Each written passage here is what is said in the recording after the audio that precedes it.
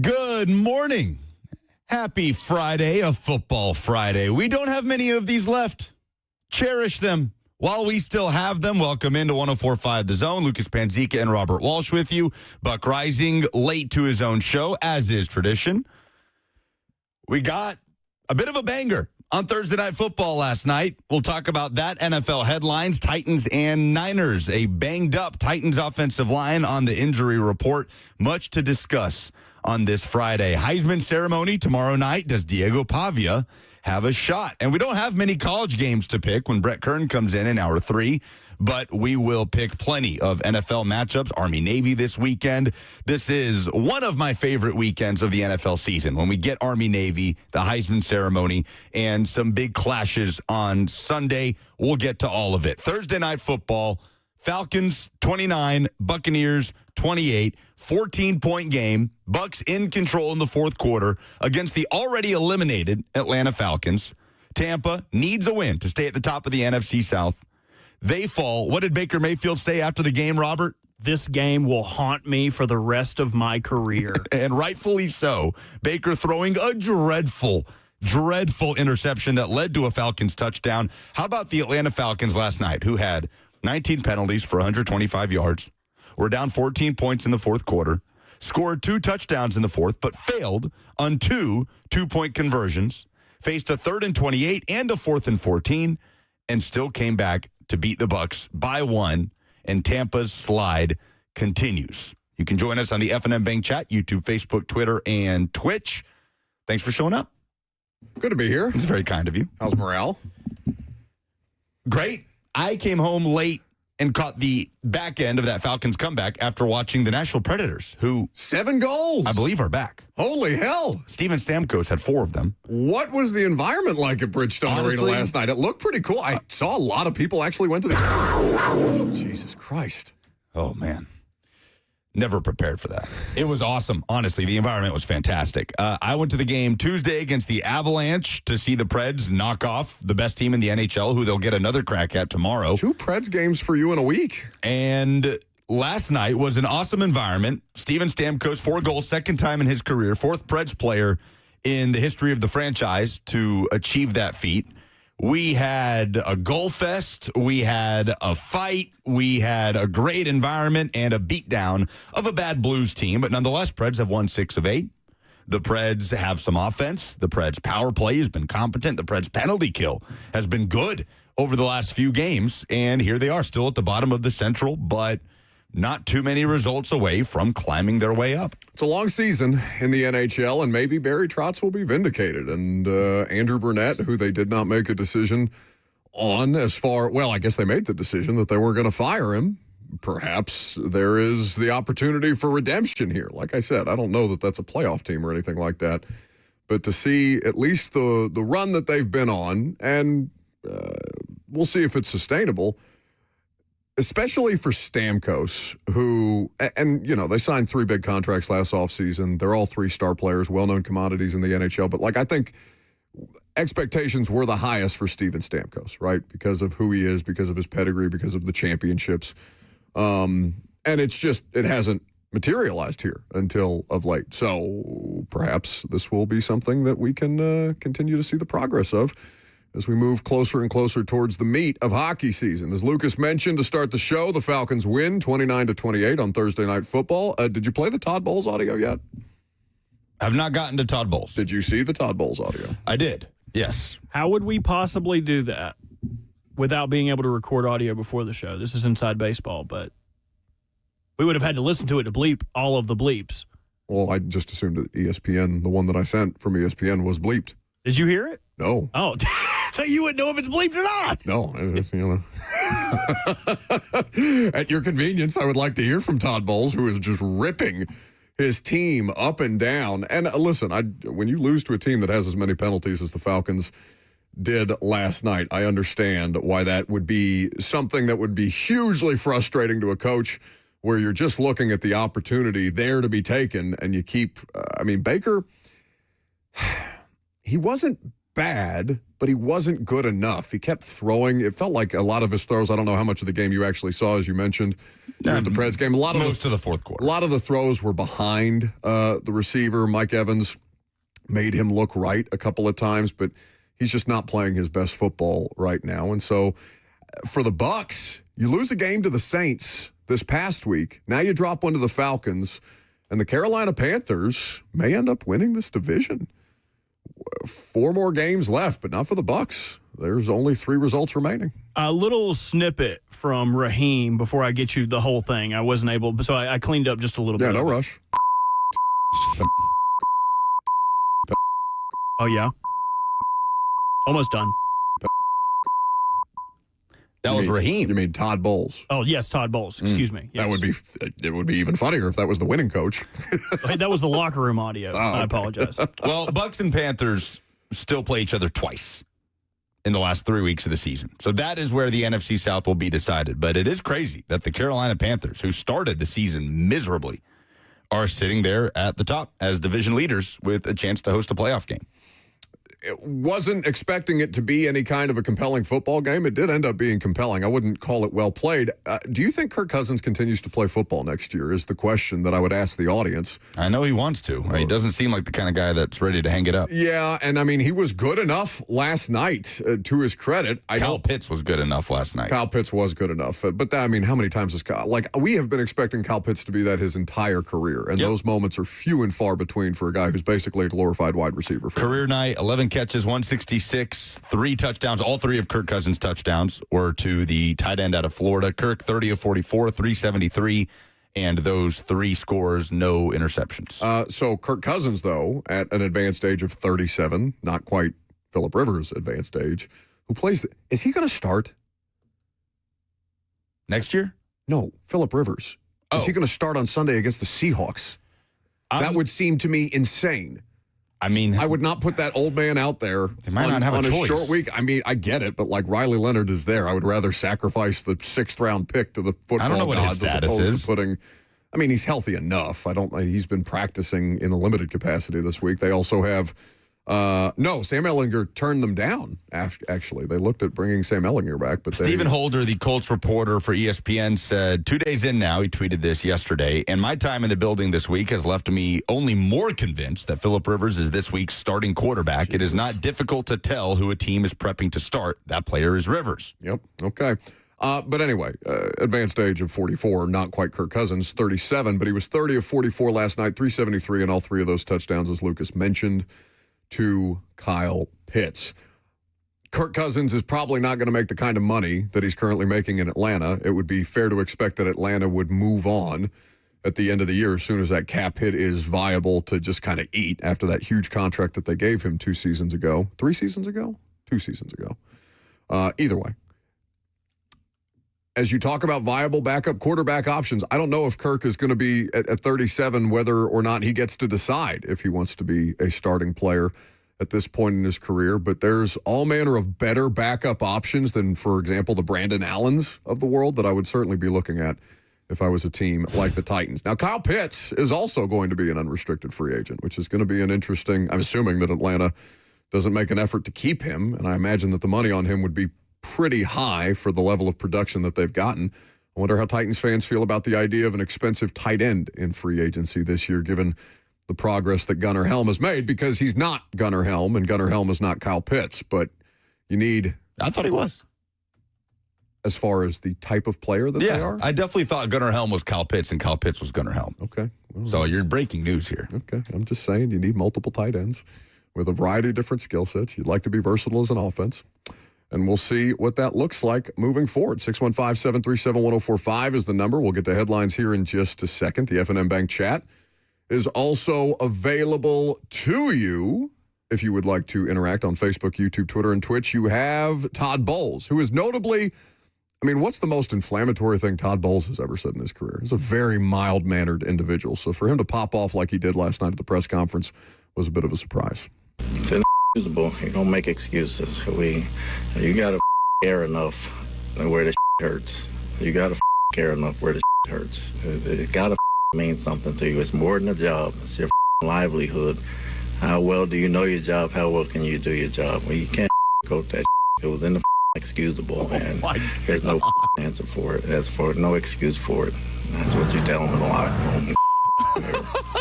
Still so mild-mannered. That's right. It's just very, very monotone, very flat line. That was the chillest rant, expletive-laden rant I've ever heard. No vocal variation whatsoever. Oh, my goodness. Can't begin to tell you how terrified I was playing scary. it back. I was like, did I get them all? Are there more? Hard to tell. I mean, the first one you played of just nothing but bleeps was about the same. Yeah, it's about the same thing. It's just comedically better when you have the tone of Todd Bowles delivering an expletive-laden rant, because we all heard coaches mother F people before, whether it, no matter what level of sport you're playing, high school, college, professional, or otherwise.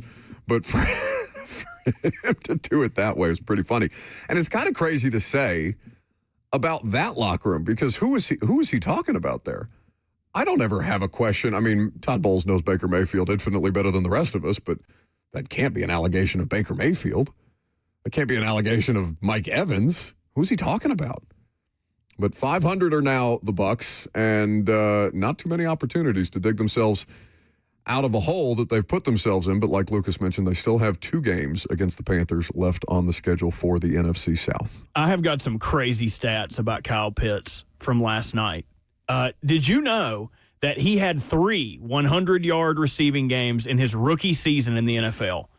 Last night was the first time since then that he has had one. That was his 4th 100-yard game of his career. Was his rookie season 20? Yes. That's crazy. Also, Kyle Pitts generated only the 4th ever 160-yard, 3-touchdown performance by a tight end in NFL history. The last time it was done in 1983, joining Kellen Winslow, Mike Ditka, and Rich Castor. Also, last night, 7% of his career fantasy points were scored last night. Jesus. Isn't that insane? It's insane. Well, that was easily the best game he's ever had as a pro. Oh, for easily. Sure. For sure. I think I may have known that about Kyle Pitts' rookie season, because there was enough in his rookie year, didn't he? I mean, he was either a Pro Bowler or like a second team. I don't think he was a first team All-Pro or anything like that, but he had some kind of award or nomination for his performance as a rookie, and he just really hasn't done anything since. Now, the quarterback play in Atlanta hasn't been great, because who was his quarterback his rookie season? Was that Heineke? Oh, could have been. Maybe Mariota? I'm looking it up. Yeah. No, not Mariota. Mariota was definitely there at some point. Matt Ryan was his quarterback his rookie year. They went 7-10. Okay. Yeah, Mariota wasn't there yet. And so that's the best quarterback that he's played with, arguably, since Kirk Cousins last night. So we will get into some more NFL headlines ahead of a big week of NFL football, and then we'll talk more about the Titans later on. Coach Dave McGinnis of Titans Radio will join us at 11:20. Brett Kern will be here to preview picks and do some games. I'm Buck Rising. It's 104.5 The Zone.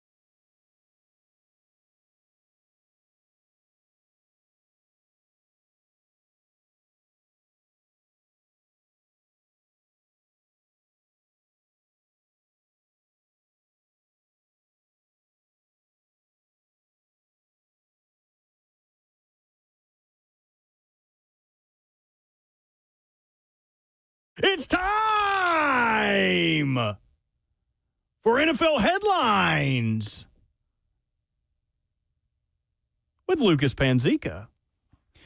While we're throwing out Kyle Pitts numbers from his ridiculous career high 11-catch, 166-yard, 3-touchdown performance last night in the Falcons' win over the Bucs, he is also the first tight end with 150 or more yards and 3 touchdown receptions since Shannon Sharp in 1996.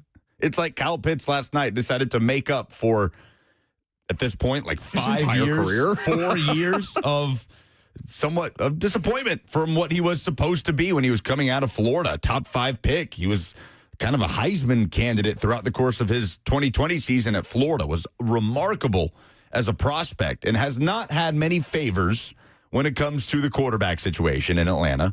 It has been a revolving door to go from aging Matt Ryan to Taylor Heineke to Marcus Mariota to this weird Kirk Cousins, Michael Penix situation.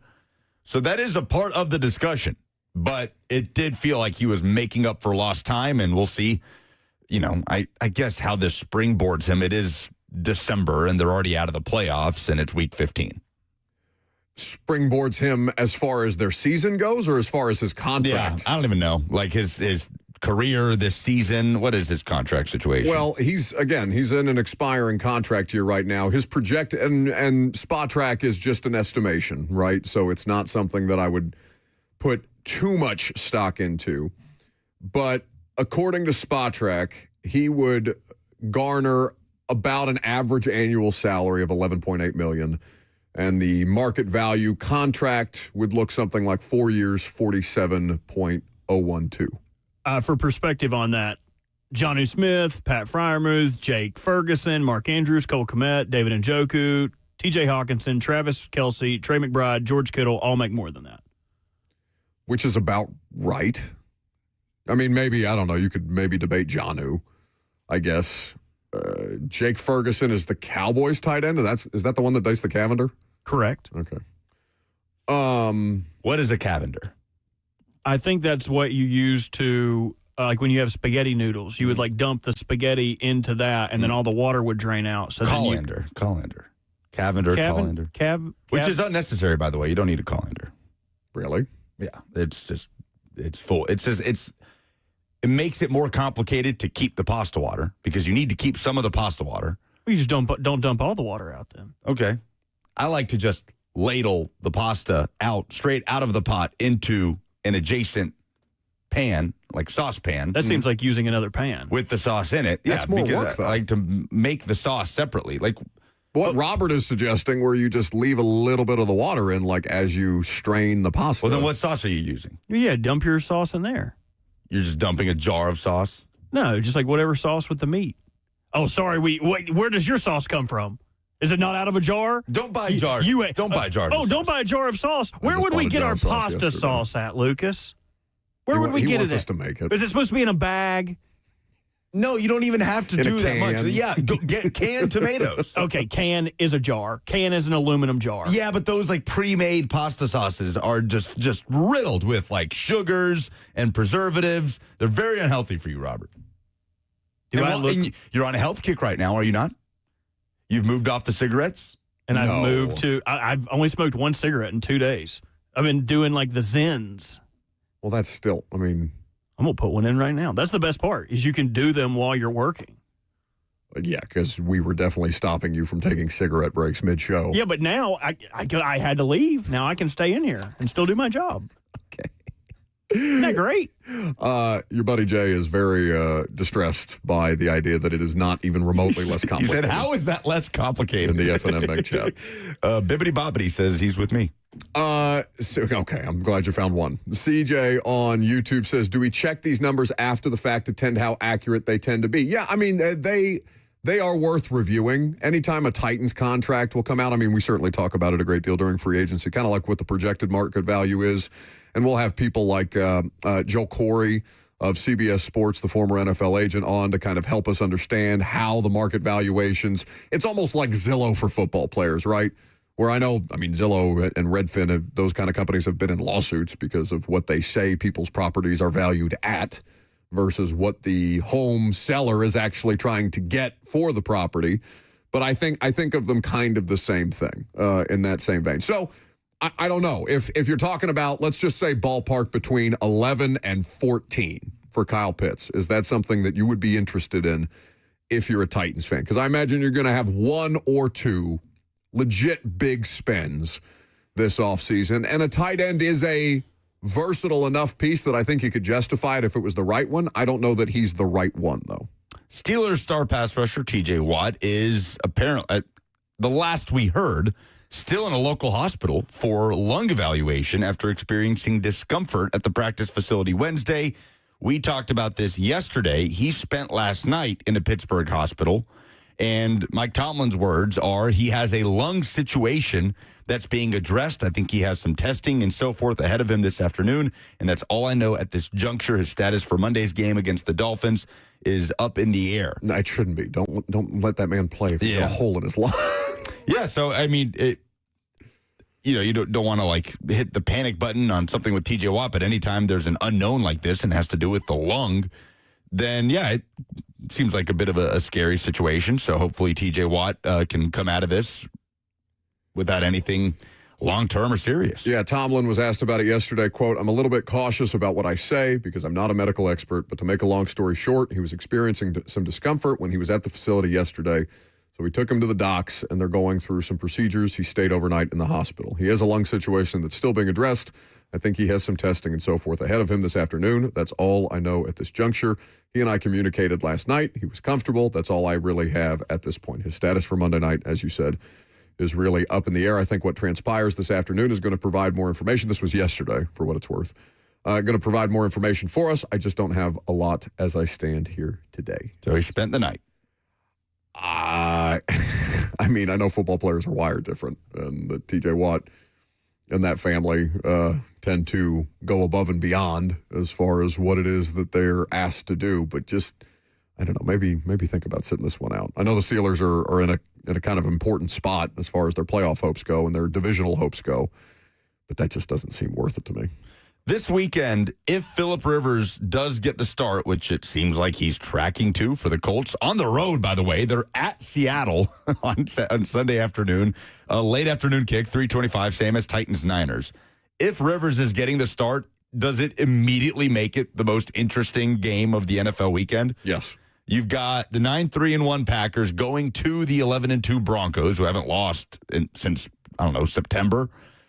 You've got the Lions going to the Rams in a pretty big matchup for the NFC playoff picture. Bills at Patriots in a massive AFC East game.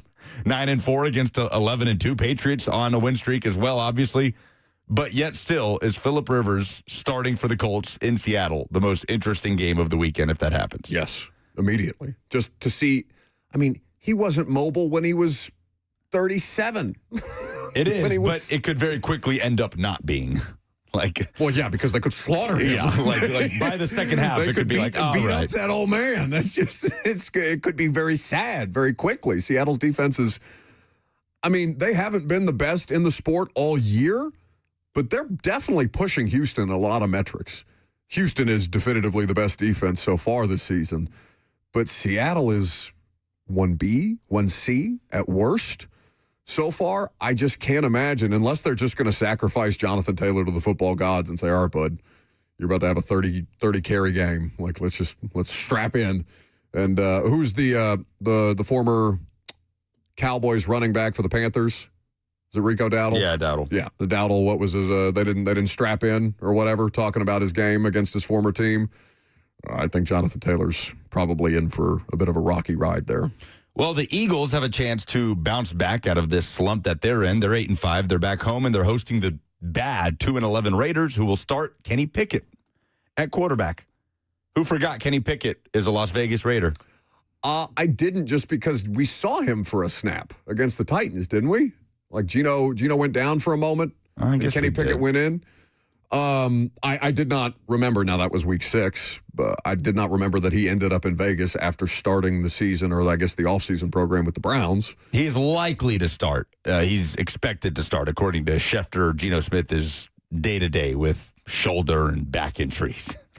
Titans' offense has been bad, and the offensive line has underperformed, but Vegas is the worst offensive line in the sport. They're awful. I mean, if you look at some of the metrics have been better here in the last couple of weeks, and I don't know how much fans get into. I'm sure some people do, and maybe some people who are like deep in the weeds on fantasy. Like Robert, do you traffic much in like DVOA and EPA per play, EPA per attempt, those kind of things? I know that's too many letters for me. That's fair. I just it just basically measures efficiency, not to bog people down, but they're efficiency metrics. And the Raiders are the least efficient run game in football. Their offensive line has been awful. I don't know if anybody's had a worse year than Raiders fans. Probably not. Yeah. So as we talk about the race for the number 1 overall pick, the Raiders' last 4 games, they go to Philly, they go to Houston, host the Giants, and then host the Chiefs to round out the season. I imagine they'll be underdogs in all 4 of those. Obviously, the Giants are another 2-win football team, but that Giants front could absolutely feast on that Raiders offensive line. They haven't really, though, this year.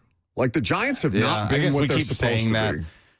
They should be, you're right, but Raiders they're not that. Were competitive last week against the Broncos. They've been competitive. Both games against the Broncos have been 1-score losses, but if I had to bet on it, I bet the Raiders would just lose out and finish 2-15.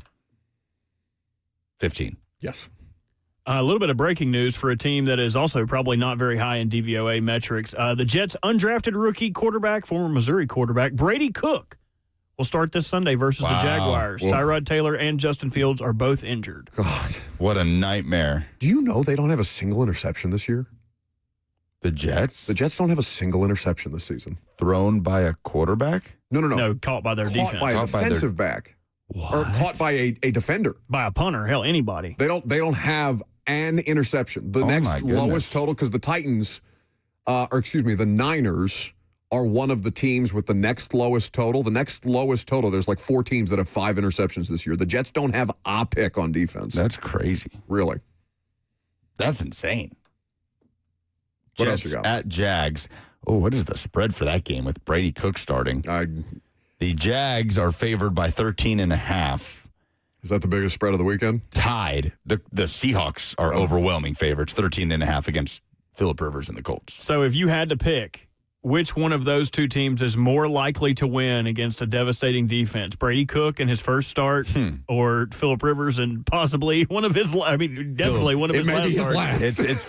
It's still somehow, I feel like it's still Phillip Rivers. No, Rivers has played enough football and seen enough defenses that I think he can manage. That's what I'm saying. Like, he'd be the more likely quarterback to win, as opposed to Brady Cook on a dreadful Jets team. Phillip Rivers, there's a scenario where he can manage, and Jonathan Taylor runs for 200 yards. There's absolutely that scenario on the table. I wonder what his prop bets will be. Phillip Rivers over/under on passing and all of these things. I'll dig into it. Do you think that there's an over/under on his rush yards, like half a yard? But if he, I just can't even imagine that he would try. Did you see there were many clips coming out of his reintroductory press conference in Indianapolis, and I can't remember if it was Jim Doyle, I think is the columnist for the Indy Star, or I'm blanking on Bob Kravitz, who's been there for 100 years, asked him, what does he weigh right now? And he just kind of looks at him and goes, I don't know. I mean, he's in for a rough ride, brother. What did you make of Cam Newton, just quickly, saying that slap it was in the face that the Colts didn't call him? A slap in the face. Because Cam was awful at the end. Really bad. Awful. He is 36, so he is significantly younger. But, I don't know. Also, there's the layer to this story that Phillip Rivers has been running the Colts offense for the high school that he coaches. He has weekly meetings with Steichen about it. And apparently, who said that? I think J.J. Watt said that. In a production call. Learned that in a production call with the Colts, that Phillip Rivers has been talking to Shane Steichen this entire time.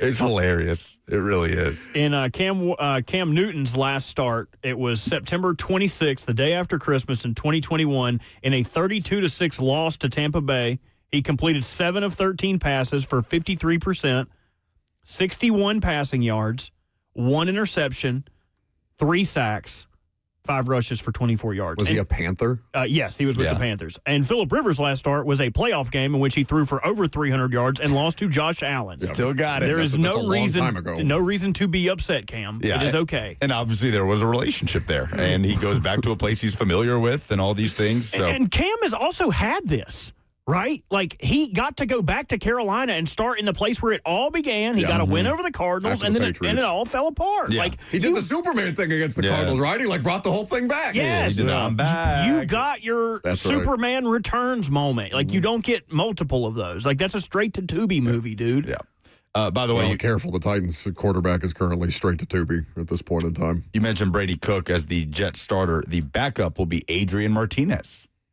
So some deep cut college football names there. Adrian Martinez, former Nebraska quarterback, transferred to Kansas State. Brady Cook, the former Missouri quarterback. Who has more right to be upset, Cam Newton or Colin Kaepernick? I saw Ian Hartitz tweet that the other day, made me laugh. That's tough. Phillip Rivers over-under on passing yards, 150 and a half. Will he throw for more than 150 yards? I think I'd take that just because I think that they get their asses kicked and he's going to be chasing. I think that I take that just to print the slip off and be like, I bet In on the year 2025, I bet on a Phillip Rivers passing over at 44 years of age. Incredible. Those are the headlines? Yeah, to tie a bow on it, the one thing we did not mention about Thursday Night Football, James Pierce Jr. recorded his 7th and 8th sacks of the season last night. Ties a franchise record for a Falcons rookie that goes back to 82. I think it's 7 straight games with a sack for him. How This many was 6, sacks I did believe. Vic Beasley have in his rookie year? Because he had a ton. It was either his rookie year or his second year. And Vic Beasley had double-digit sacks. And it was he basically grifted off of that the rest of his career. I'm not saying that they're the same kind of player. I'm just saying, the inflation of the sack numbers. Is he winning? Like, is he winning those individually? Or is he cleaning up for somebody? It doesn't matter. He's recording statistics, and that is a good thing for him. It's a good thing for the Falcons defense, but still. I do know his pressure caused the Xavier Watts interception, so that's one parallel. Vic Beasley, in his sophomore year in the NFL, had 15 and a half sacks, which led the league. He never had more than 8. Titans legend. All right, we'll do an SEC stat of the day coming up next.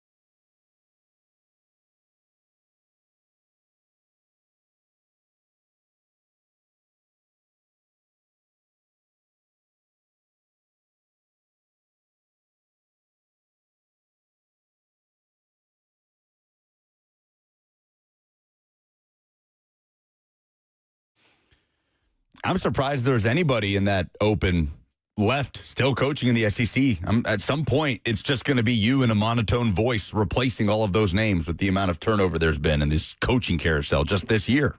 What's the chance that we have to replace Kalen DeBoer before we have to replace anyone else? I mean, he's going to have to replace one of the monotone replacements with another one. There's a real, that's a thing here. There is a percentage chance. There is a percentage chance. I'm assuming Kirby Smart's going to be there for a little while, though. Yeah, Kirby ain't going nowhere. That one's pretty safe. We do have an SEC stat of the day with the Heisman ceremony and a certain SEC quarterback involved as a finalist tomorrow. But I do want to quickly hit on the Kalen DeBoer aspect of this. Sure. Obviously, this could be a situation where Kalen DeBoer could get a big money raise out of Alabama. I also am not sure why Kalen DeBoer would want to leave Alabama for Michigan. That whole situation up there is so fraught with dysfunction and weirdness. Like, Michigan is paying the cost of that national championship. What Jim Harbaugh has left in his wake with the cheating scandal, now this with Sharon Moore, Ward Manuel. Now, I don't know if you saw that latest development that he fired Sharon Moore with no HR present. Did it not very by the book?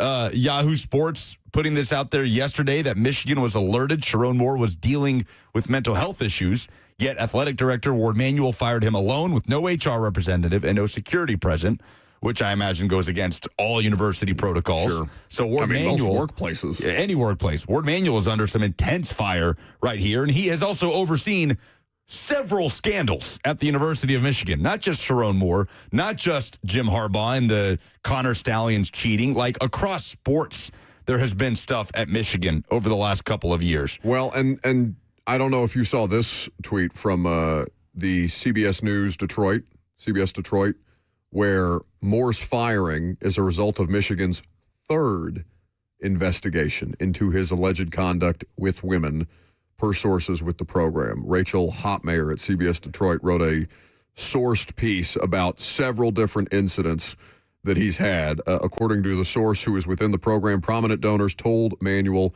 about Moore having that mental health issues as well, but also that he had had several instances beyond that had been investigated by the university. So I don't know if Ward Manuel was just like, all right, enough of this guy, bleep him. Yeah, but Ward Manuel's not going anywhere. According to Ross Dellinger, he will remain the Michigan athletic director. So before we talk about the Heisman, let's go to Mike in Nashville, who is a Bama fan, to weigh in on this Kalen DeBoer stuff. Hey, Mike.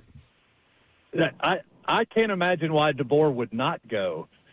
When you replace someone like Saban and the standard is national championship only, the only way you can go is down. If he goes to Michigan, they play 2, maybe 3 hard games a year, and the only way to go is up.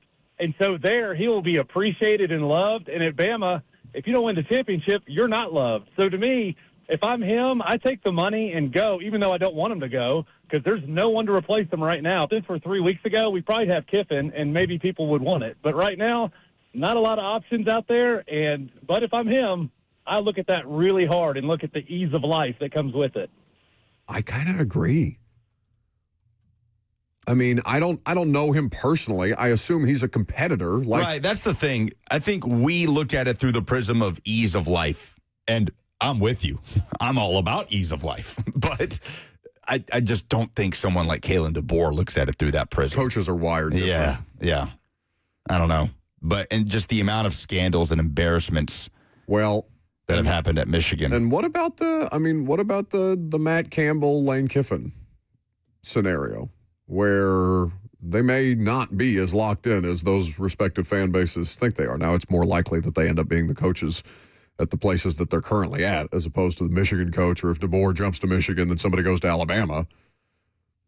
But that is the biggest question. What would Alabama do in his absence? Because he is not a bad coach. He is a good coach, DeBoer. He's an above average coach. Are you really going to be able to do that much better?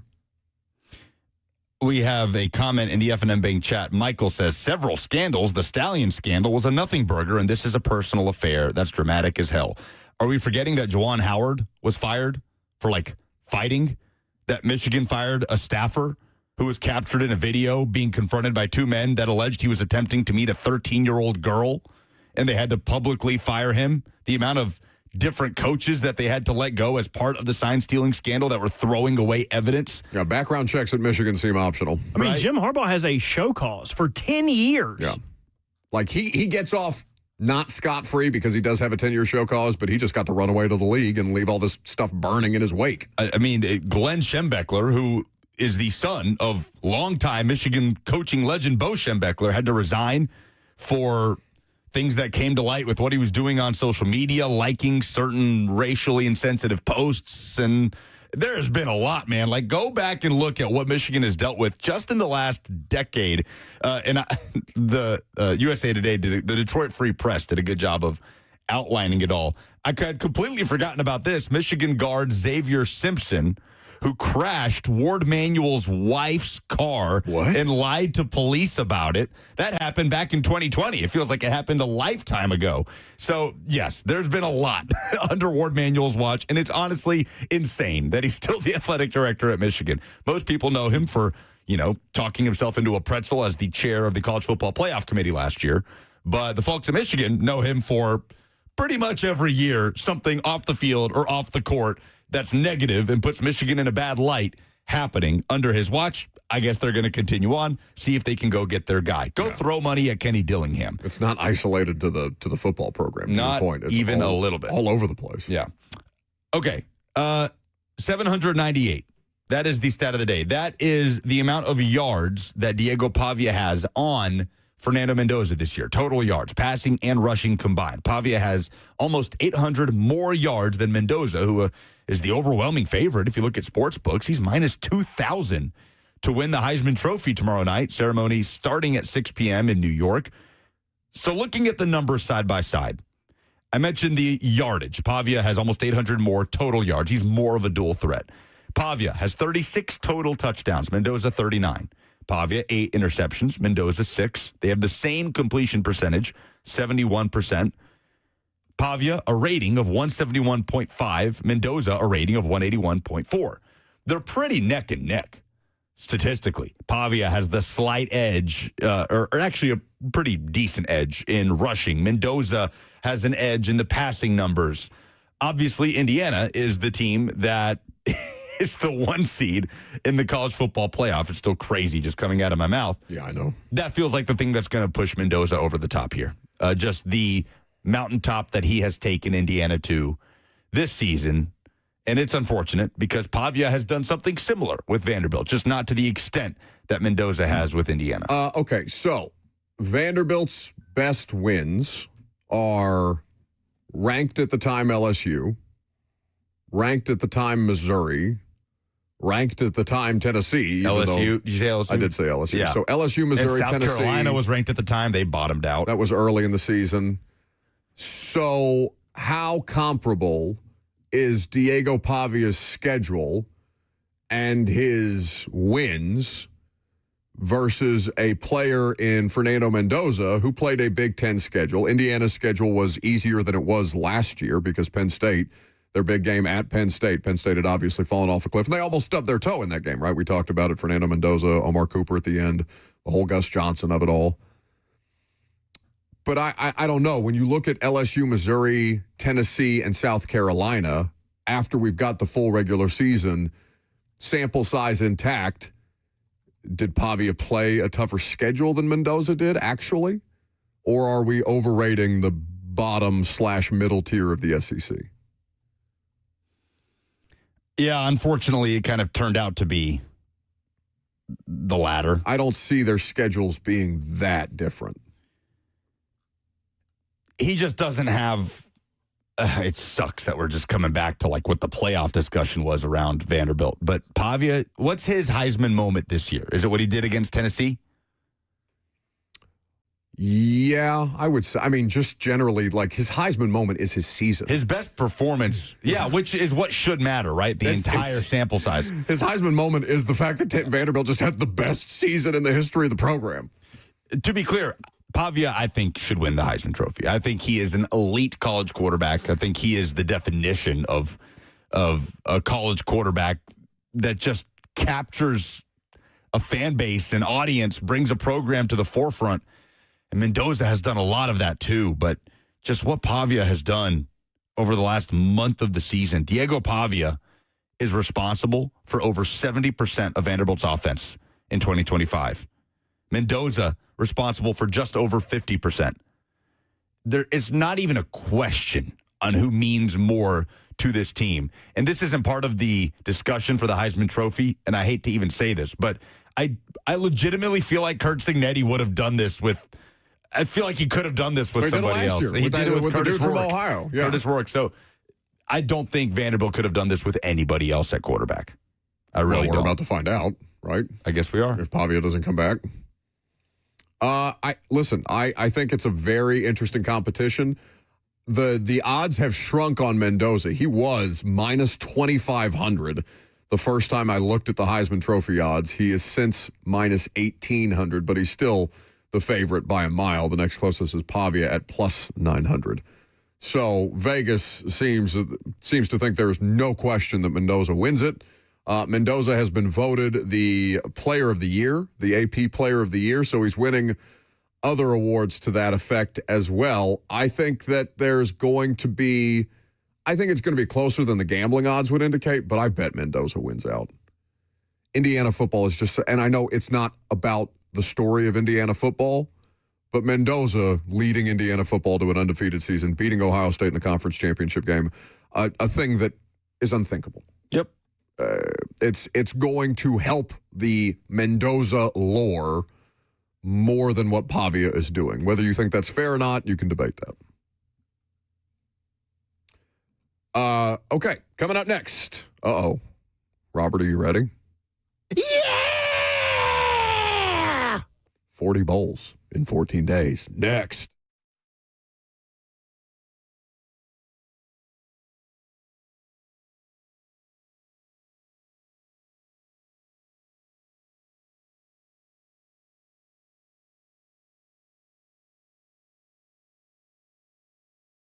The Tennessee Men's Clinic is here to help you if you're struggling with performance. Erectile dysfunction can wreck your confidence. It can impact your relationship, your mental health, and even your sense of identity. But the good news is there's real help. Since 2014, the Tennessee Men's Clinic has helped thousands of men get back to feeling like themselves.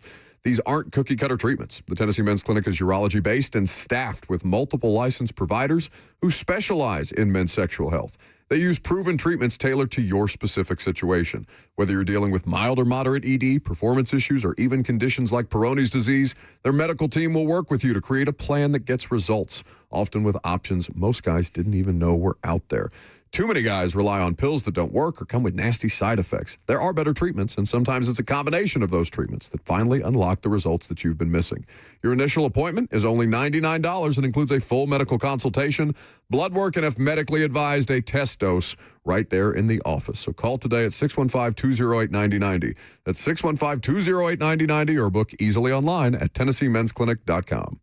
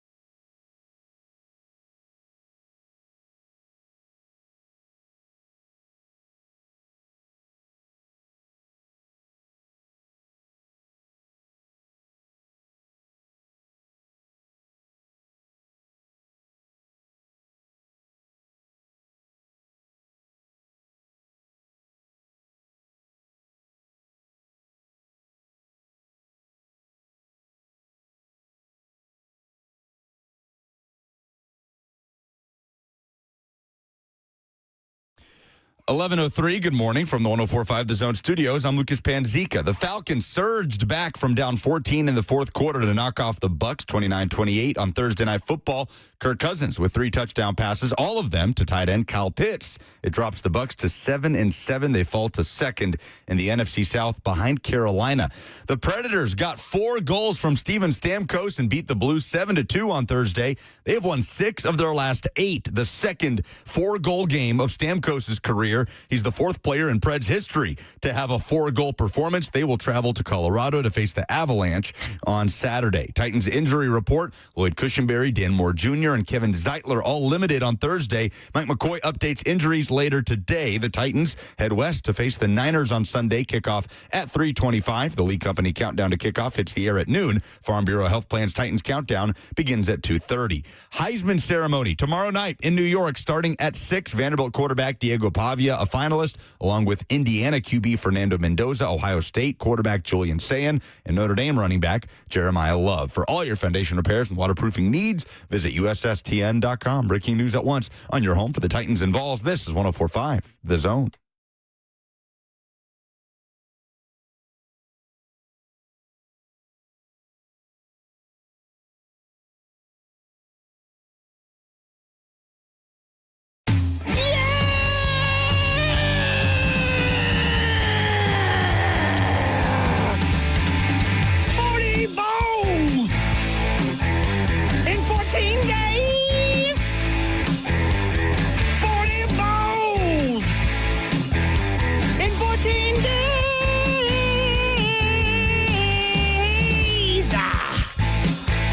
Much better vocal variation than Todd Bowles.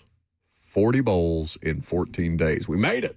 Congratulations to all involved. So, as we get ready for the college football playoff, obviously there will be a great many interesting bowl matchups. We talked about this earlier in the week. There was, and this was before the Sharon Moore story broke, Michigan and Texas was probably the most compelling bowl matchup, period. I don't know if you still hold that position, Lucas, or now that you've had time to dig in to the depth of bowl season that you've come up with some kind of bizarro matchup that you're more intrigued by than 2 superpowers or 2 name brand programs facing off in a bowl game. I mean, it's still intriguing. Biff Poggi is the interim coach for Michigan, as he was for the 2 games where Sharon Moore was suspended on the self-imposed suspension that Michigan placed on him earlier this season. The thing that kind of hovers around Michigan, apart from who they're going to go hire, but the team is Bryce Underwood, the talented 5-star quarterback that started all season for Michigan and seems like he's going to stick around and see who they hire, but he will obviously be the hottest commodity in the transfer portal if he does not like who they end up bringing in or if he wants to leave regardless. So that is a situation to monitor. I am still very intrigued by this Cheez-It Citrus Bowl. I feel like the Cheez-It Bowl and the Citrus Bowl used to be different. Am I crazy? I don't know. I don't know when we combined those. Maybe we always did.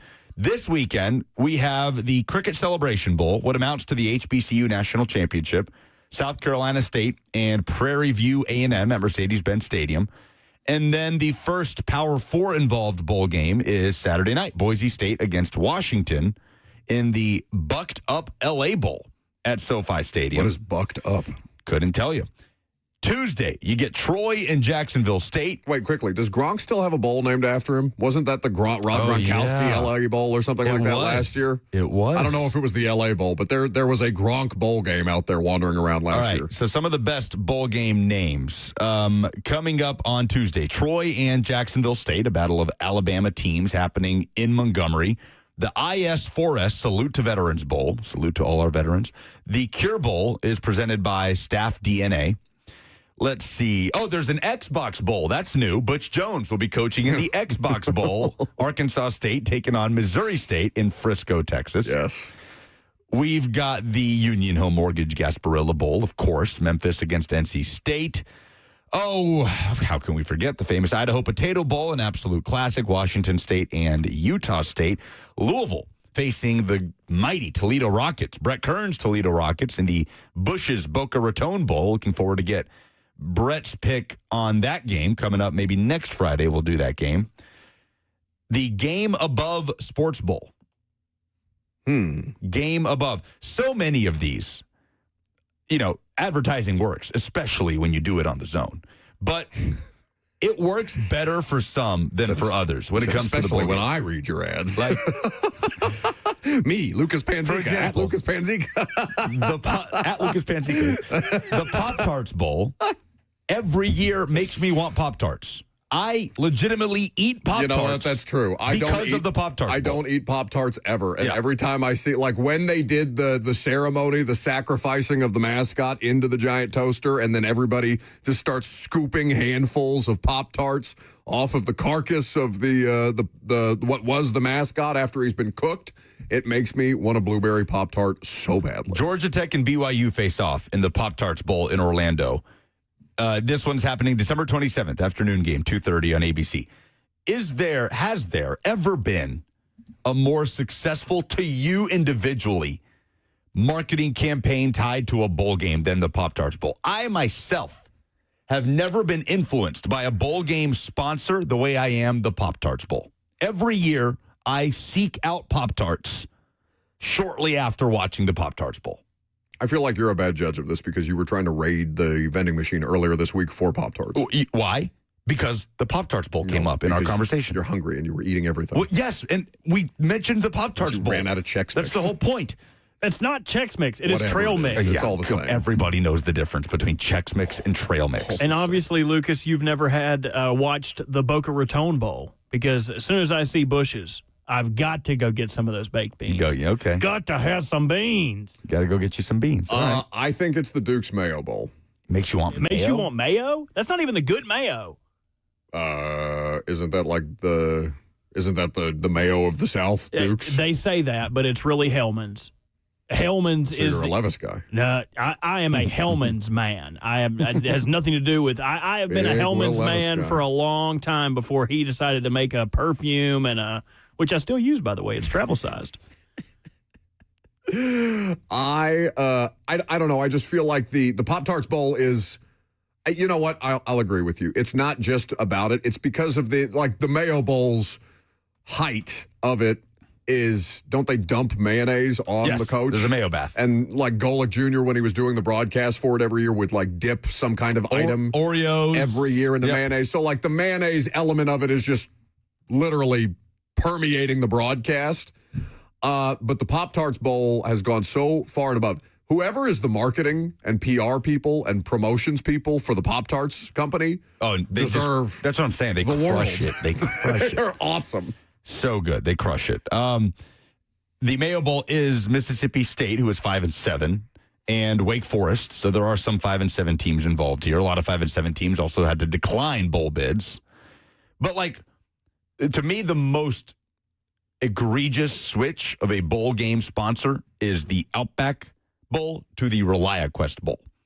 Egregious. We used to have the Bloomin' Onion versus Coconut Shrimp competition, where one team gets assigned one of those two appetizers, and you can go get a free app based on the team that won.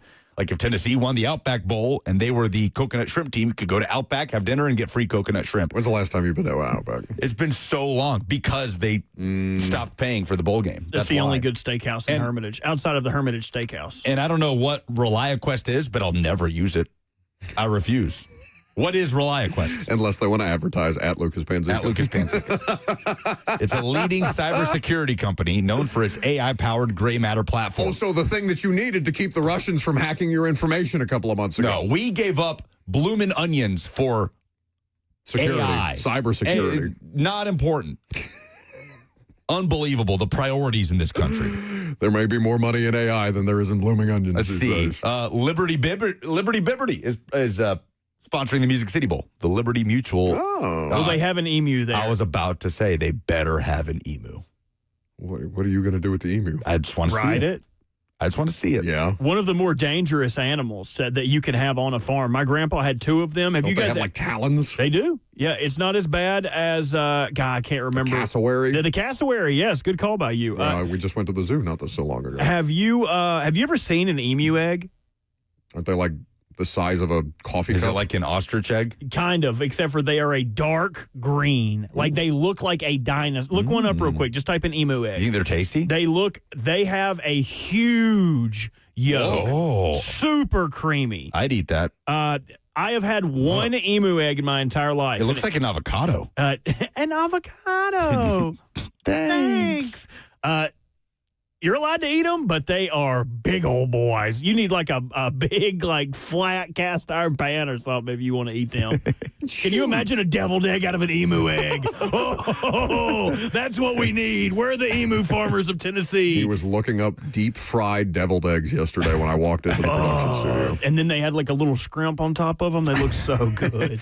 I will say the Cheez-It Citrus Bowl does make me always want Cheez-Its. The coach gets a Cheez-It bath Yes. after the game, which looks much more pleasant Cheez-Its are delightful. than a mayo bath, no doubt. While we're talking about the Music City Bowl, we're starting to get opt-outs rolling in a little bit. Tennessee wide receiver Chris Brazzell, who finished the season as the lead receiver in the SEC, has very unsurprisingly declared for the NFL draft, and he will not play in Nashville coming up on December 30th. Yeah, I mean that adds up. He was getting a lot of interest as far as the draft nicks go. Todd McShay was on him pretty early so far this season. I saw it just as an aside. Jermod McCoy did declare for the draft. He did. Jermod McCoy declared for the draft. Yes. Unfortunate that he just was not able to see the field for Tennessee this year, but projected first rounder. They do devil emu eggs. What? This is a thing. Huge. Google it. I wish I could throw it up on the. That's crazy. You know, you probably actually, can, can't you? yeah, we don't have enough time. They devil ostrich eggs as well. They are massive. Whoa! It's like a whole meal, dude. It is a whole meal. I could imagine bodybuilders. See, but when you have a container as big as an emu egg, I feel like you could get a little more creative with the cream that is like the yellow filling. Like you could put shrimp inside of that. You could do a beef and egg yolk mixture. See, now I'm just getting peppered with deviled egg recipes, although this deviled eggs with country ham recipe looks delightful. An emu egg has 80 grams of protein. How many total calories? How many total calories? It has 5,000. 670 to 900. What? Is that a serving size or that's one egg? One egg. That's crazy. We got. So I'm gonna 7 get us. to 800 calories, about 80 grams of I'm gonna protein. get us an emu egg, and we will devil it. I promise you right now. We'll see what the most exotic egg Coach Mack has ever sampled coming up next.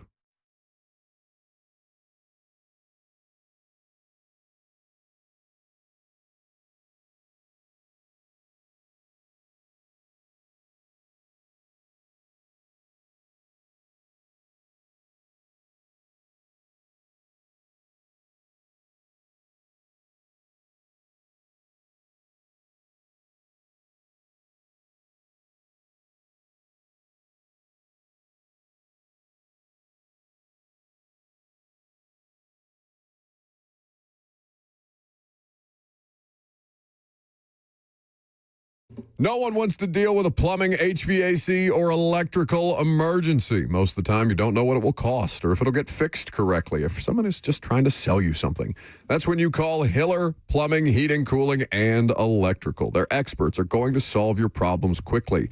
The price you're told is the price you'll actually pay. There's no hidden fees or surprises on your bill. Hiller has been in business for over 35 years and is family owned and operated. Their techs are professional, experienced, and trustworthy. And when they're on their way, you'll receive a photo of the tech and a link to track them in real time. No more wasting time waiting around. 100% satisfaction guarantee of happy you'll be, or the service is free. That's the Happy Hiller promise. So visit them online today and book today at happyhiller.com.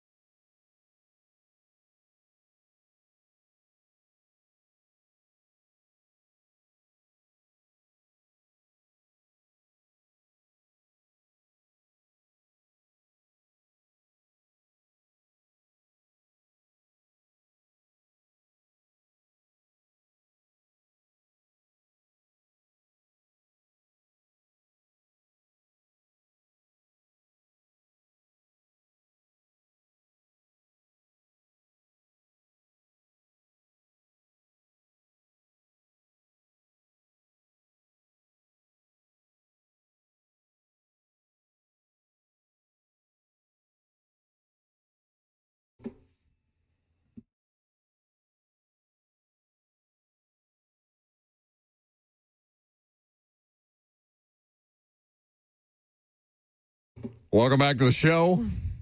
Fueled by Hattie B's Hot Chicken. I hate to interrupt or disrupt that beautiful rendition of Return of the Mac sung by none other than Robert Walsh. But it is time for Coach Dave McGinnis of Titans Radio to join us. A West Coast trip for the Titans against the San Francisco 49ers. 3:25 local time, the kick. You can get Titans Countdown, of course, an hour before the broadcast starts. Mac, good to have you. Happy Friday. A win in Cleveland last week. And I don't know how numb fans are to just some of the phrases that coaches and players say.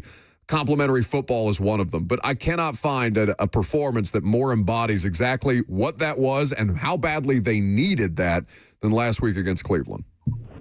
Well, I want to just point it out. First of all, I get a little upset when you start talking over the song, but that's all right. I'm I guess sorry, it's your man. show. But Well, it's our show, really, but I can't let him have too much of a big head. He's already turning into some kind of a creature back there. He thinks that people wants to hear his every thought. We were talking about emu eggs before I came on with you, so I know it's important. You're right to be upset, Coach. Priorities are critical around here. Go ahead, Mac.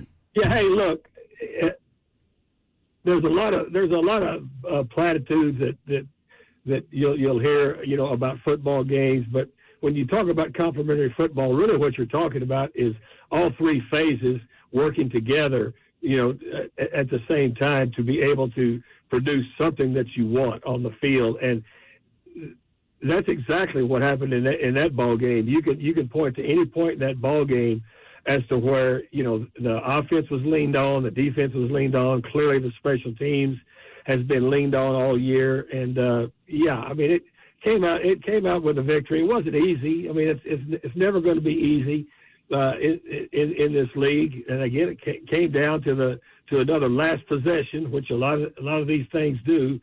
But the thing that I like what they did, Buck, they had a plan going in, because you had to have a plan for Myles Garrett. They had a plan for that going in, and they also had a plan as to how to run the football. That was extremely important.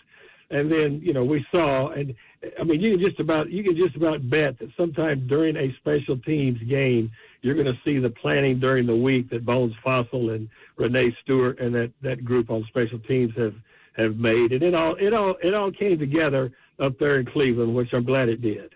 Well, and this was something, just as an aside, that James Williams talked to us. He blocked the punt in Cleveland. Obviously, he's been on special teams all year long, and glowing praise, of course, for Fossil. But how much they talk about Tim Shaw's involvement in the meetings with them and kind of the notes that he gives players and working with the coaches to provide additional feedback, and how much they've relished and been able to implement a lot of the feedback that he gives. Well, he's involved daily. I mean, I made a beeline for Tim at Wednesday's practice, and just talking to him about all of that, and just a smile on his face.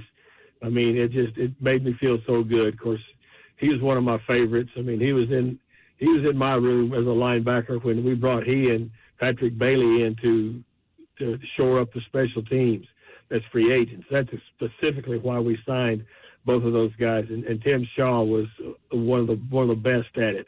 But just a smile on his face, and then of course he has to talk now through the computer screen on his chair. But it was so great, and you could just sense and see on his face the pride that he has in doing that. And the players really, really respect him. They respect him a lot. And I talked to Bones yesterday about it. I think James Williams was sick on Wednesday. There's a little bit of something, I think, that, he had some kind of illness, but I would love to be in that special teams meeting when they all start celebrating that together, and which they will do. They'll celebrate that together with Tim, because that's the way that Titans have embraced Tim Shaw just really does my heart good. It really does. Coach Dave McGinnis of Titans Radio with us on 104.5 The Zone. His visits, as always, presented by the South's most trusted Ford dealer, the best of the best, Two Rivers Ford in Mount Juliet.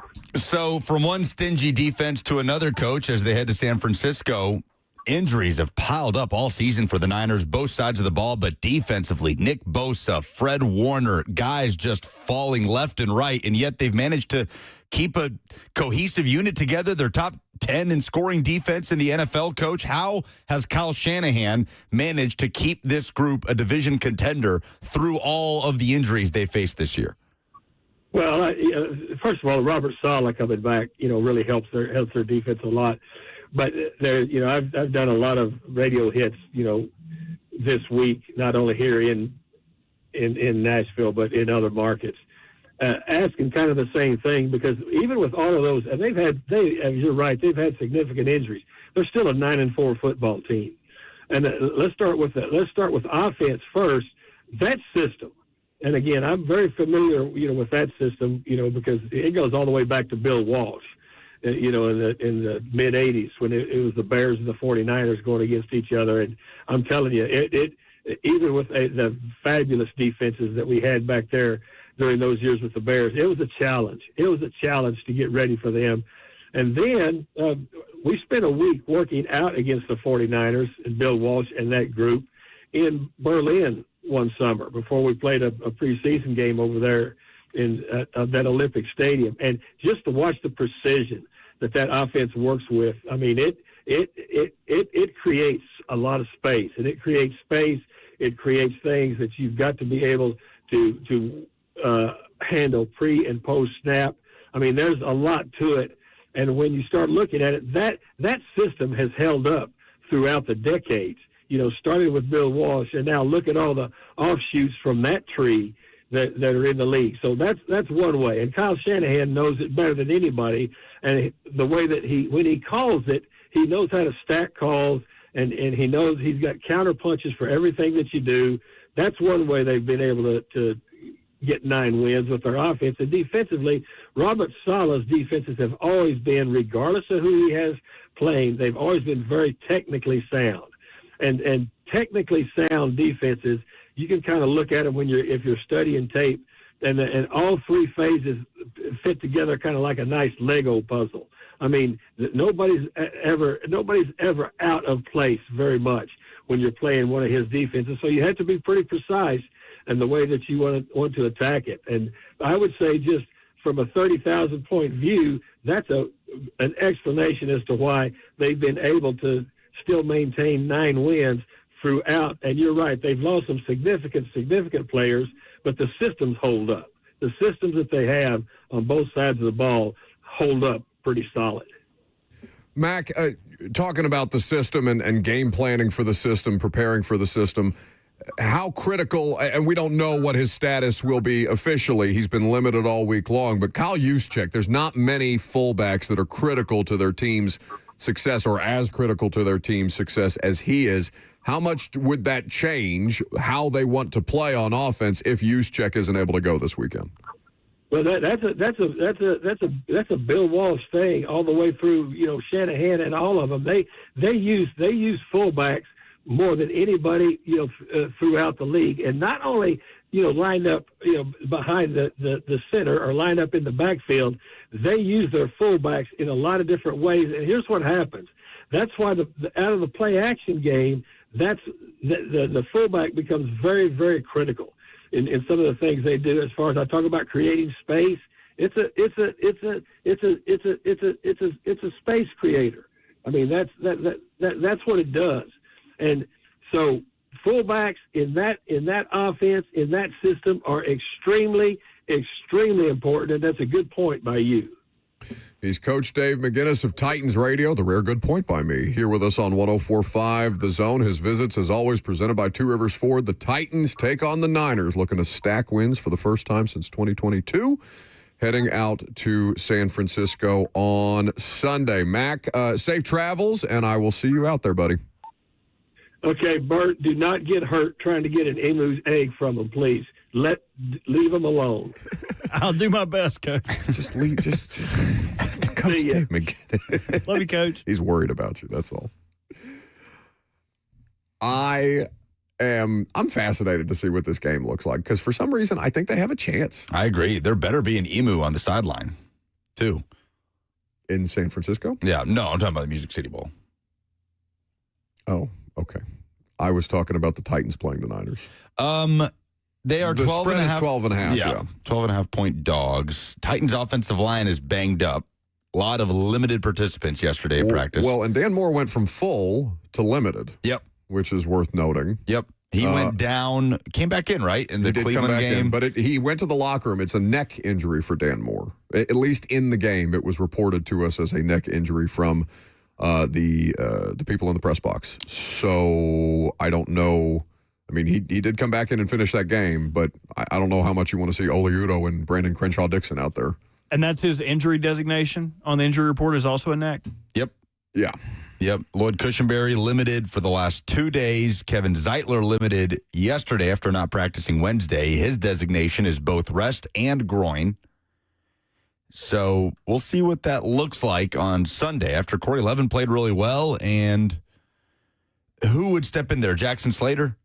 If Zeitler, for whatever reason, couldn't go? I assume so because he's on the active roster unless they trust one of these practice squad guys.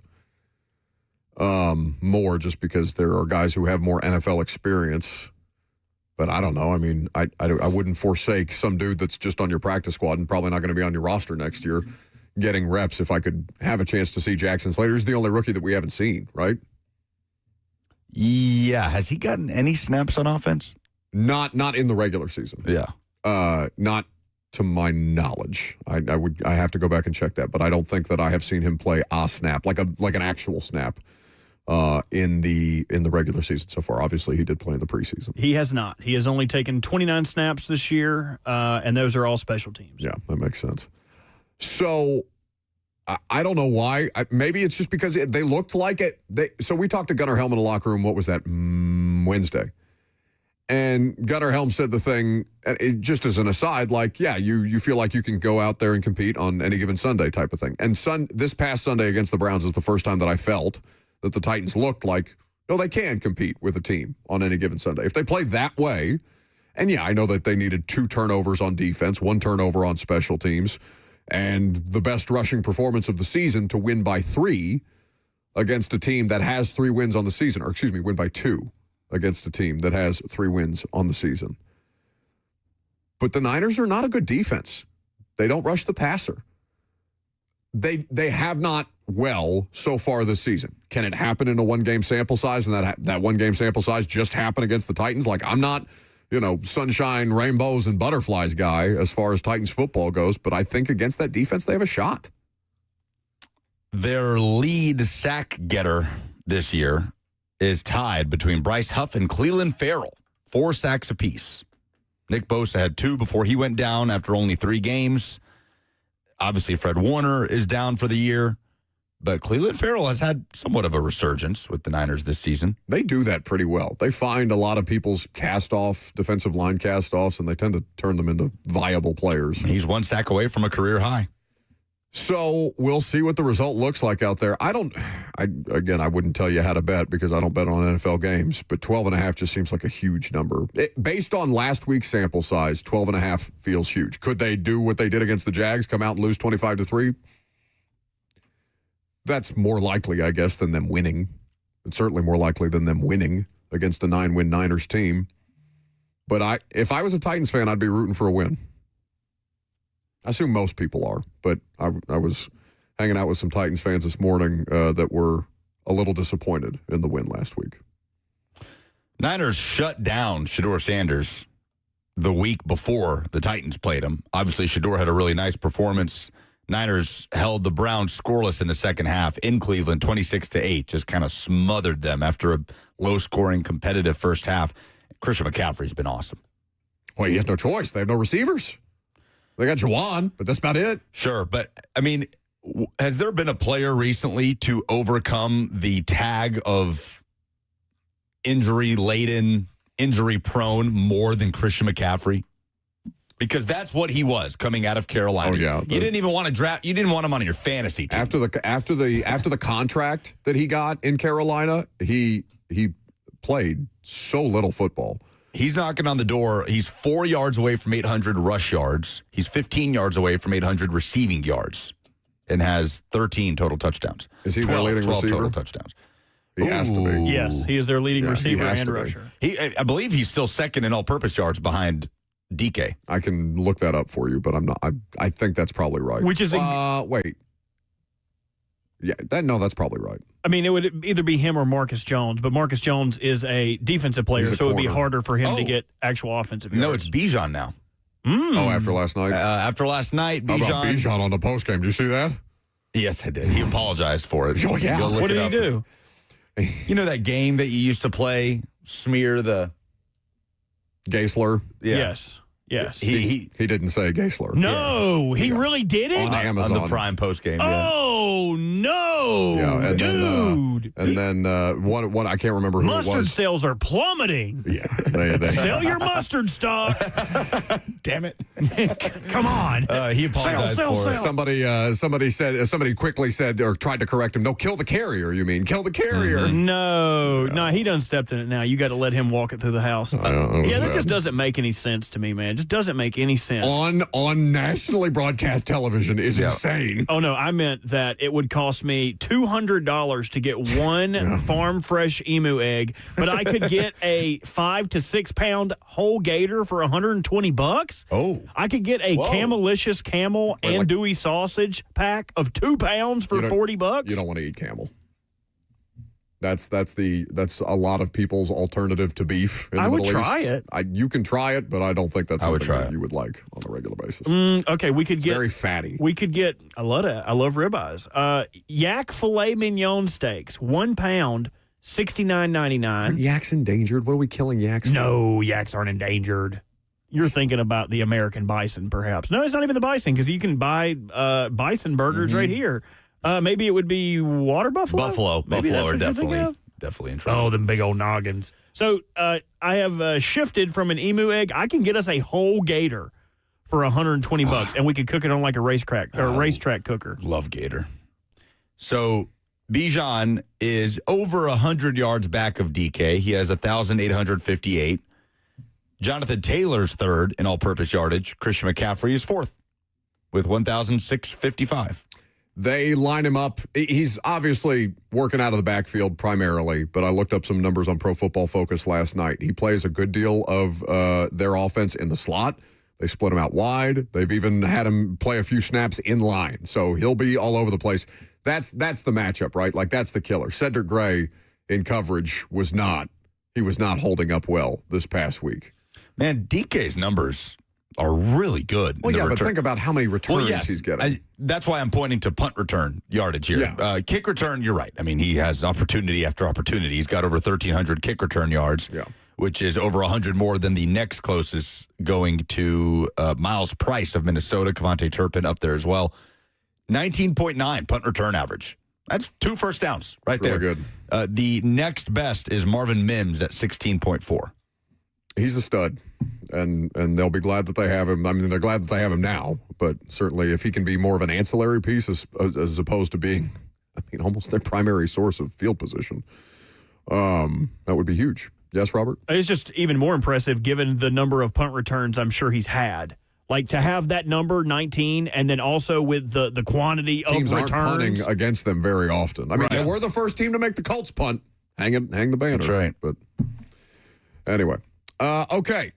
Do we have things to give away for Friday Fire? We do have things to give away. If you missed your opportunity to win tickets to an evening with Jerry Seinfeld next year on May 8th, you can do that. And also, the Logo Brands warehouse sale is still going on. So in addition to 2 tickets to go see Jerry Seinfeld, you will get a $50 Logo Brand gift card to use on their annual warehouse sale that's happening this weekend. But you got to do it this weekend because the warehouse sale will be over. That's a hell of a prize. So, in order to win that prize, you need to call us, 615-737-1045. You need to give us your Friday Fire, your moment of positivity, something good that happened to you this week, or if it didn't happen to you, something good that you saw in the world of sports, just something that made you feel good. We'll do that coming up next.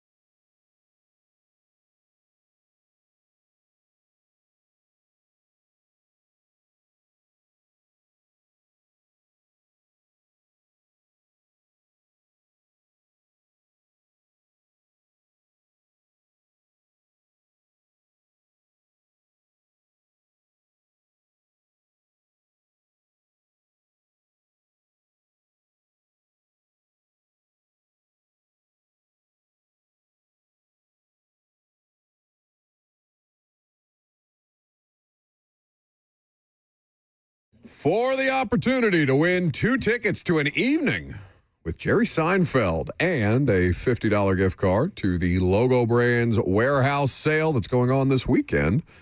615-737-1045, the number. What's your Friday fire? What made you feel good this week? A lot of feel good going around. Maybe it's just simply the fact that the Titans won a football game, and it's been so few and far between. That's some Friday fire, even though it was last Sunday. I am going to start with a buddy of ours. I'm going to start with Jelly Roll. He had a very emotional moment on Joe Rogan's podcast this week where, Lucas, I don't know if you're familiar with the story.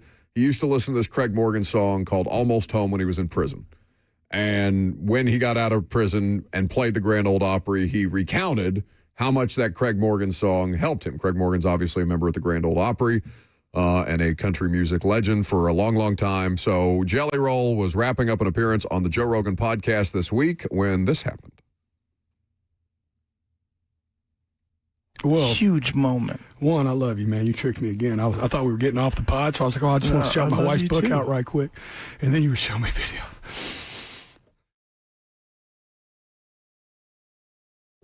Okay, so we're not sure that it's entirely clean, so we can't play you the entire clip. But Jelly Roll finds out they have a pre-recorded video of Craig Morgan inducting Jelly Roll into the Grand Ole Opry. Very wholesome moment. And it just broke down in tears. Very cool for him, for a local guy to have that moment. So we're happy for him. I didn't know that it was Craig Morgan's Almost Home song. I haven't heard that song in forever. But if you know the song, it's like the homeless man he sees on the side of the road. And he wakes him up. He's scared he's going to freeze to death. And he's like, man, I wish you wouldn't have woke me up because I was almost home. That is a sad song. Like I had no idea that was what did it for Jelly. I mean, I don't know if you know the story, but the story's pretty sad. Yeah, at least the start of it. Buck would have stepped over the guy to throw away his PlayStation. My Friday fire last Friday. Having one time. The World Cup draw happened. It was delightfully cringy, as any FIFA sponsored or sanctioned event is. Did you guys see this? The way they had Tom Brady, Shaq, Aaron Judge, and Wayne Gretzky lined up, taking turns drawing the little balls out of the pot to pull out the country names and assign the groups for the World Cup. I didn't see it live. I did see Wayne Gretzky try to pronounce Curacao. Yeah, well, he had a tough time. Caraco. He pronounced Macedonia. Yeah, no, is it Curacao? I almost get. Macedonia, I don't know if you're getting away with it, man. Macedonia was great. I watched the whole thing. I was just gleefully watching the cringiness of it all. But my Friday fire is the draw that the U.S. men's national team got against Australia, Paraguay, and an unnamed team that has to play its way with a playoff. One of Slovakia, Kosovo, Turkey, or Romania will round out that group. Very favorable group, as the U.S. men's national team has played 2 of those teams recently in friendlies with wins over Paraguay and Australia just in the last couple of months. So a great setup and path to the knockout rounds for the U.S. The month of June cannot come quick enough as the World Cup comes to North America. Very cool. Did you get World Cup tickets? I saw people were starting to. Brett, you got World Cup tickets? We can talk. He's working on it. About that here in just about 10 minutes. But I saw that some people are at least like in the process or have started the process of being able to secure those things. Yeah, the prices are surging. Yeah, I'm sure. Not just for that, but for hotels and host cities. It's going to be madness. I don't think people are ready for just how much madness is about to descend upon the United States next summer. I mean, we've had the World Cup before, haven't we? 1994. I was a baby. But just a 1-year-old baby, and that 1-year-old baby would have been the same as a Victorian child if he would have had to eat the concessions that are being served at the Army-Navy game this weekend. Have you guys seen this? I have not. So is the HL going? That's a good question. Don't they usually go? They do usually go. They would be there today if they were going. I'll text Dawn. I was texting Dawn earlier. So the 3 large items that they are purveying at the Army and Navy game this weekend. Burnt-in tank nachos, which will be served in a cardboard tank. Crab destroyer fries, which will be served in the ship that is a destroyer, covered with crab, and it's got fries, green onions. It looks incredible, something that would churn your stomach, but also make your belly very happy. And chicken tender Humvees, which is in the shape of a Humvee. All of them look incredible. I would have to buy one of each, if only just to keep the packaging. I love when places do this. I love when it's not like, hot dog, get your hot dog, wherever the hell it's going to be. It's going to be at M&T Bank Stadium. So I'm wondering if the Ravens would perhaps hold some of the old carriers and Humvees and tanks and destroyers for me, so the next time I go to a Ravens game, I could pick those up. Concession stand crab dishes does not sound like something I want. Yeah, but it's Maryland. Yeah. It's Maryland. It's acceptable. It's okay. I mean, I wouldn't eat oysters and shrimp here, but Crab cakes and football. that's what we do. Army Navy is so awesome, man. So awesome. Do you think the Air Force is ever butthurt that they're like not included in this? Right. They don't get like a cool rivalry. What about Space Force? They don't even have a team, do they? Space Force doesn't have a football team? No. Space Force, I think, is technically part of the Air Force, technically. But if I was an Air Force, I would be like, hey, you Why not guys us? can't get anywhere without us. You think you're taking a pilgrimage across the Atlantic Ocean in a destroyer? No planes on your boats for the rest of existence until we get a 3-way game and a tournament to crown. The Marines don't have a football team. Like, I would be upset. I would be upset. Space Force needs its own team. What about Coast Guard? We can keep going. Coast Guard, I think VMI. Make them all into another team. Make Coast Guard, Space Force, all of them. They'll combine and form another football team. It's the one day a year that the students, the cadets at both institutions get to like let loose and party all day, and it's awesome. I can't wait to watch it. 3HL is not at Army Navy this weekend. Okay. 615-737-1045 is the number. Let's go with Derek to start. Oh my God. Hey, how y'all doing, man? We're good. Good. My Friday fire is for everybody and every organization that participated in the tour drive at the stadium. That was really nice. Yeah, it was awesome. And remember to stay on hold for the opportunity to win the Seinfeld tickets and the $50 gift card to Logo Brands Warehouse. Toy Field is always an amazing event. I think we said it at some point this week. I hope we said it at some point this week. Just thanking you guys for those of you who contributed, whether you brought toys directly to the location, whether you donated to the Salvation Army after the fact. It means a lot, as I know you know. Chuck is in Clarksville. Hey, guys. Let me preface this with saying I'm 69 years old. And last night, for the 61st time, I watched Rudolph the Red-Nosed Reindeer, and it still gets me. And even at the end, I'm saying, Rudolph, with your nose so bright, won't you guide my sleigh tonight? So that's my Friday fire, is I still get into Rudolph 61 years later after the first episode.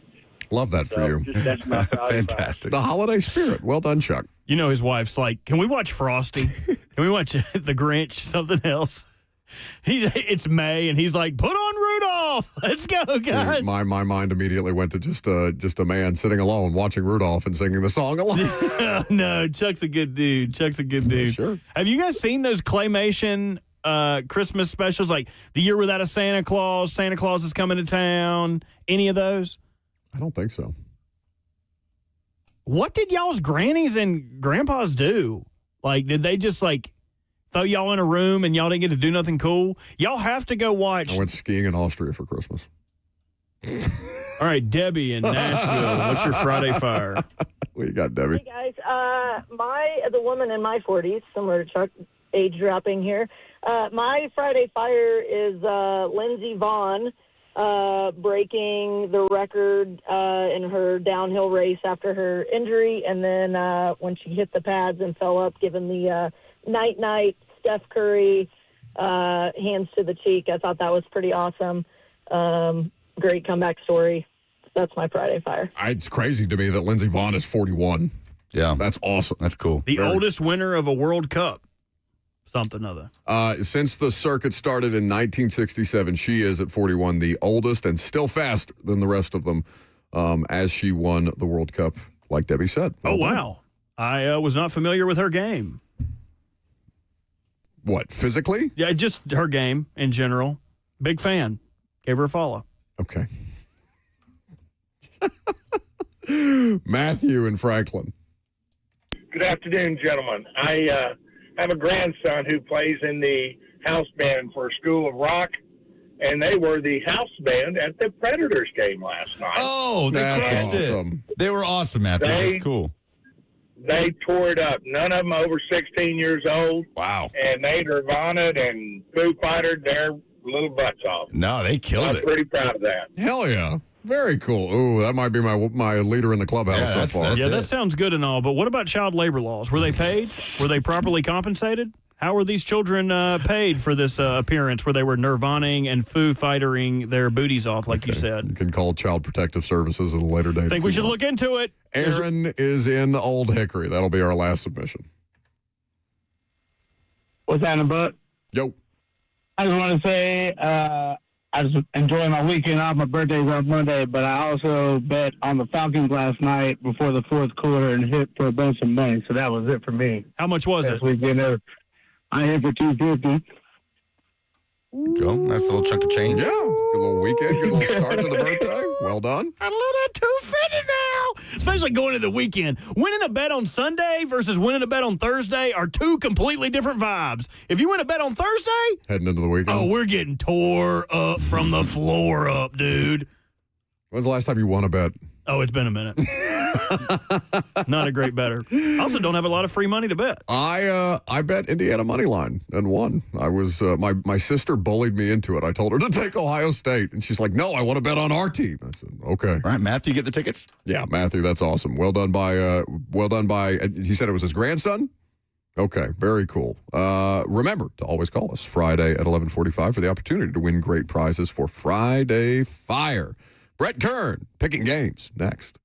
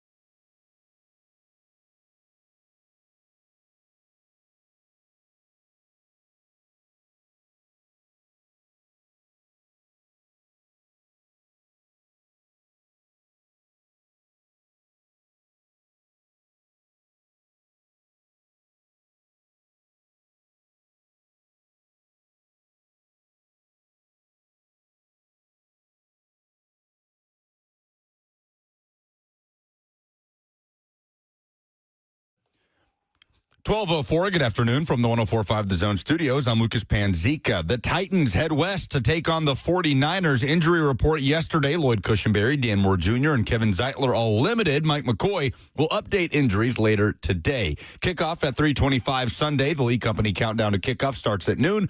Farm Bureau Health Plans Titans countdown begins at 2:30. The Heisman ceremony tomorrow night in New York. It begins at 6. Vandy quarterback Diego Pavia is a finalist, along with Indiana quarterback Fernando Mendoza, Ohio State QB Julian Sayin, and Notre Dame running back Jeremiah Love. For all your foundation repairs and waterproofing needs, visit USSTN.com. Breaking news at once on your home for the Titans and Vols. This is 104.5 The Zone.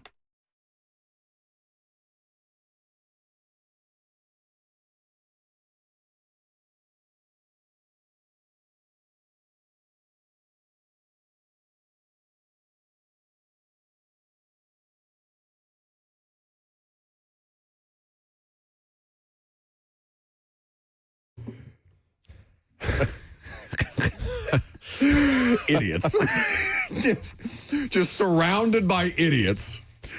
Welcome back to the show, fueled by Hattie B's Hot Chicken and just whatever kind of leftovers happen to make it through the ravaging that Robert and Lucas just put this taco meal that they ordered to the studio through. Did you cough? Did you burp? Brett Kern is here to witness your lack. This is unbelievable. Your lack of professionalism. You like intermittent fasting? What's going on? No, this is just how they eat. They eat like animals. But conveniently leaving out the way he gobbled up that hot dog. Yeah, in time for me to start the radio show instead of choking or burping my way through my breaking sports news update. Was that a burp or a cough? It was completely professional. It was a piece of taco is what it was. Brett Kern is here, which means we will soon pick games. Brett Kern was not here on the Rare Victory Monday. I know. Won't see you guys Monday. Yeah, clearly that's the issue. That's the issue. Yeah, clearly. Listen, they got a block punt, yep. Brett. They haven't had one of those since 2012. Was that Tim Shaw? That was Tim Shaw. Oh, Timmy. That dude is a dog, was a dog. Legend. A guy, I think he had 30 special teams tackles in a year. I think he finished his career with 82, 83. So, I mean, man, that dude's, he's a dog. And I know he's helping out over there. He's always welcome in that building. And so I know they're all celebrating that game of really, really good complimentary football. For them to come out, opening kickoff, DK takes it out to midfield. And then from there, they hit touchbacks, all of a sudden you're starting at the 35, right? Tennessee controlled average starting field position by almost 2 first downs. They started at the 43 compared to Cleveland starting backed up, around their 26. And then obviously taking advantage of a block punt, scoring the turnovers that they had. They were able to score on their turnovers as well.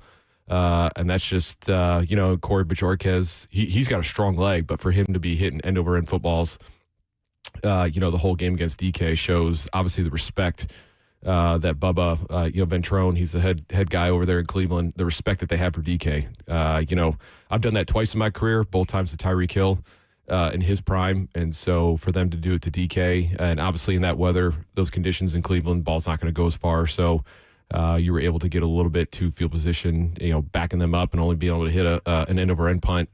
It was great. So that's a great win, complimentary football. And that's what it looks like. So hopefully this gives them a little momentum, going out to the West Coast. DK is the best returner the Titans have had since? Mark Mariani. Yeah. He's coming up on his kickoff return record. Yeah, and they're very similar too. I mean, we talked about it earlier. There's just not a lot of wasted movement, not a lot of wasted motion. Both of them did not go east and west. They were very north-south, catch it, go. I remember Mark just catching a punt and straight up field, at least, 10, 15 yards trying to get that first down. And obviously DK, leading the league, I think in punt return, almost at 20 yards a clip, which is crazy to be averaging 2 first downs. But that's huge for your offense. And so obviously for him to be able to do it on kickoff returns and punt, dual threat, you have a lot of guys that are very good, whether it's punt returners or you're just a kick returner. But for somebody to be able to be really good at both and really effective at both is a huge weapon. And honestly, it also, saves you a roster spot in some situations. Oh, boy. All right. So this one's been convoluted for the past, I don't know, what are we going on, 2 days, 3 days of the Sharon Moore story? Brett, I hate to interrupt your Victory Monday on a Friday talk with this, but it's noteworthy. Sharon Moore, the fired Michigan football coach, was just handed 3 different charges: felony home invasion, and stalking, breaking and entering, or entering without breaking, and home invasion in the 3rd degree. The most serious of the charges is home invasion, which is punishable by up to 5 years in prison. According to CBS, who's doing the reporting on this first, multiple outlets also have the news on this. Moore is accused of, quote, unlawfully entering the victim's residence to commit the crime of stalking and committing that crime while in the residence. The charges of stalking and breaking and entering are both misdemeanors. Moore is set to be arraigned right now. He's being arraigned. He's currently being arraigned. And he is speaking to the court from his jail cell. From or wherever they're holding him. And there's an image of him in handcuffs in his all-white, I don't even know, uniform, I suppose. And it is honestly a stunning image. It looks like something out of a dark TV show or something. Wow. The victim, who is believed to be the woman with who he had an inappropriate relationship with at Michigan, called 911 saying that there was a man at her house stalking and assaulting her. And this story has just spiraled. So special teams. That's sad. So what would you say is the difference in the art between kickoff return and punt return?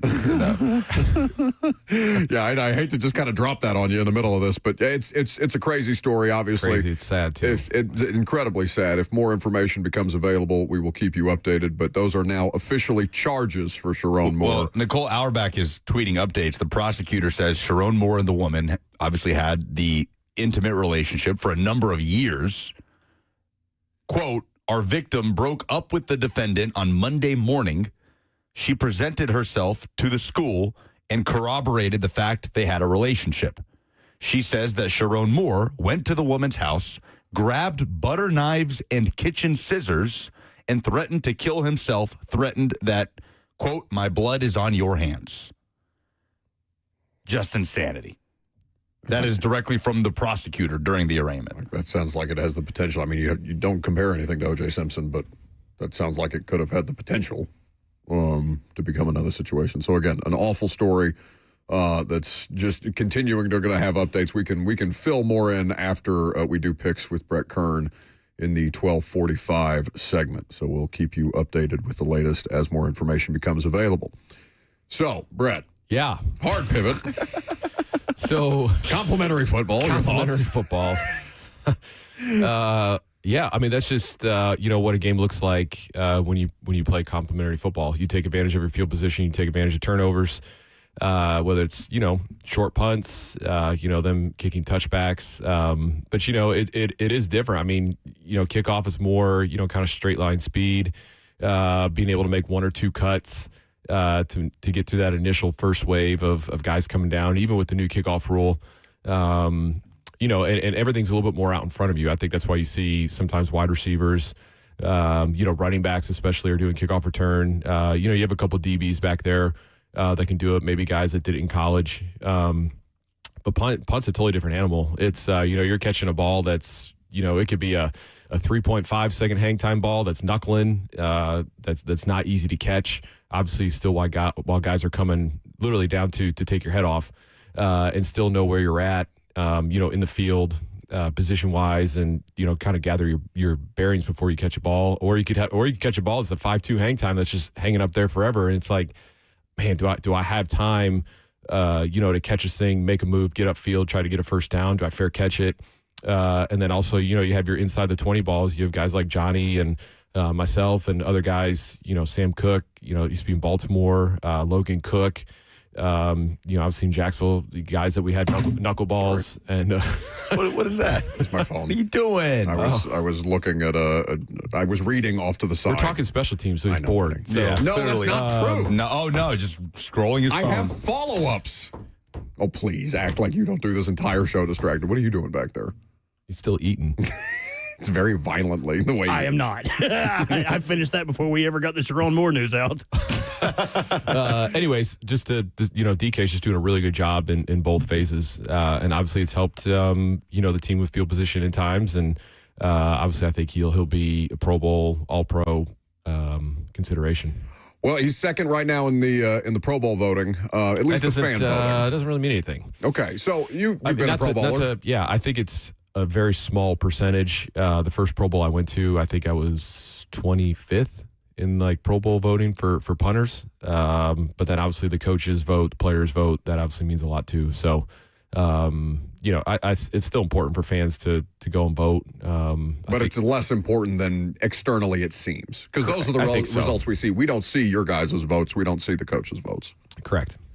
The other thing that I want to ask you about, and then we can get into picks next, is the way that a win after the fact is handled, whether the locker room is a team for a winning team or a losing team. Cam, the demeanor was a talking point about the way that he reacted to a win and didn't seem satisfied with it. Yeah. And honestly, it reminded me, while we were sitting in the post-game press conference, me and Jimmy and Karski and Tehran and everybody else that travels were talking about this. It reminded me, honest to God, of Vrabel, because Mike was so much harder to deal with after a win. And it's just weird because I haven't had a player like that, but like that was kind of what the behavior reminded me of. And it wasn't a bad thing because I understood why he felt the way that he did, but I wonder how players, like, did you have teammates who were more strident almost after wins because they don't want people to lose sight of just because we win doesn't mean we didn't do X, Y, and Z the way that it needed to be done? Yeah, I mean, speaking, personally, I mean, there were times where we'd win a football game and I felt like I didn't punt the football well. Sure. And I'd still be frustrated. I'd be frustrated. I was excited that we won. That's great. But, you're frustrated because my job was to punt the football and be effective doing it. And, times where I didn't punt well, it was frustrating. And, you go back and you try to look at what you did wrong and all that kind of stuff. But, I mean, he went 14 of 28 for 117 yards. That's probably, according to his standards, probably not good enough, right? And he had some great throws, and he had some that obviously he airmailed and weren't great. Compared to Shedeur, who, 23 of 42 for 364, right? And had that nice touchdown pass, 60-yarder, right, Judy. So, I'm sure he was frustrated with how some things went, but this was more of like that. Obviously, they played great complementary football, right? But, when you rush, when you double them up, almost triple them up in rushing, right? This is almost like that, hey, Derrick Henry just ran for 200 yards and Tannehill went, 13 of 18 for 130, right? And we won the game by, 10 points, right? That's kind of what this game felt like. But I'm sure, I mean, he's hard on himself. He's a winner. He's a competitor. I'm sure he's glad that they won, but I'm sure, after the game, you're thinking, man, I wish, I could have done this better. I should have done this better. And that's, I'll tell people all the time, I never had a perfect game in 15 years of playing. There was always something after a game where I'm like, man, I hit 6 punts great, but the seventh one wasn't, right? Yeah. And so that's just the kind of guy he is, and there's a lot of guys that are like that. We have more news. Yeah, gosh. But this one's less, I mean, it's serious, but let's do it on the other side. Okay, more news coming up next.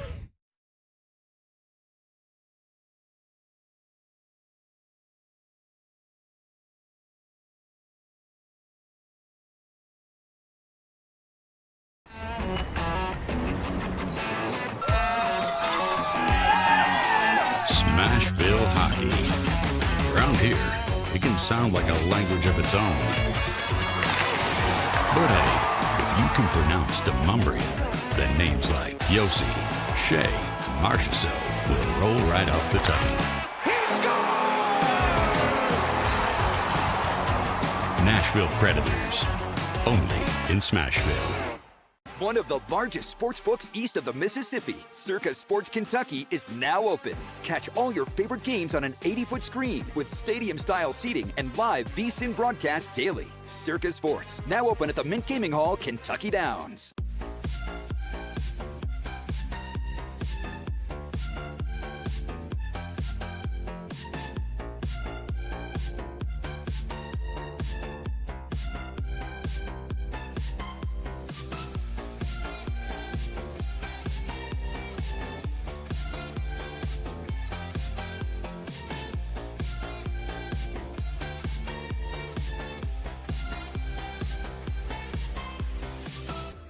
My dad and I used to golf together all the time, but when he hurt his back, it was over. To have your son want to spend time with you is amazing.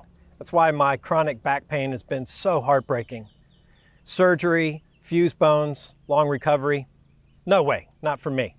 A friend recommended stem cells, so I gave Kellum Stem Cell Institute a call. I'm glad you're out on the course. Yeah, it's really good. Call the Kellum Stem Cell Institute today. Swing still looks just okay, though.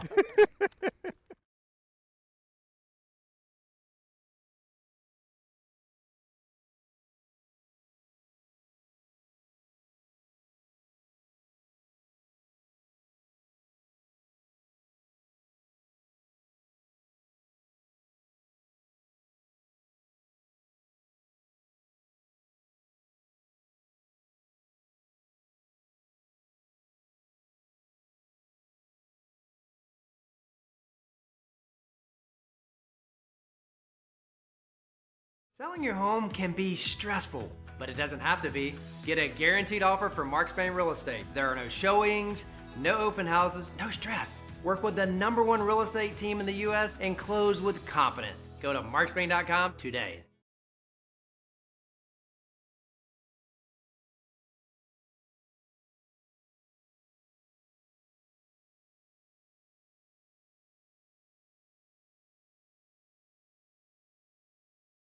I'll be home for Christmas. You can count on me. I'll be home for Christmas. If only in my dreams.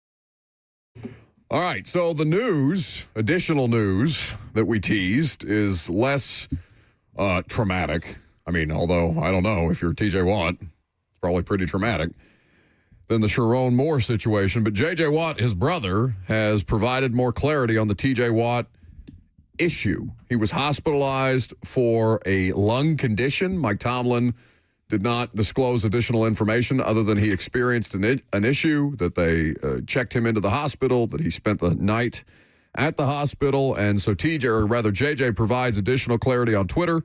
Yesterday, TJ Watt had successful surgery to stabilize and repair a partially collapsed lung, suffered Wednesday after a dry needling treatment session at the facility.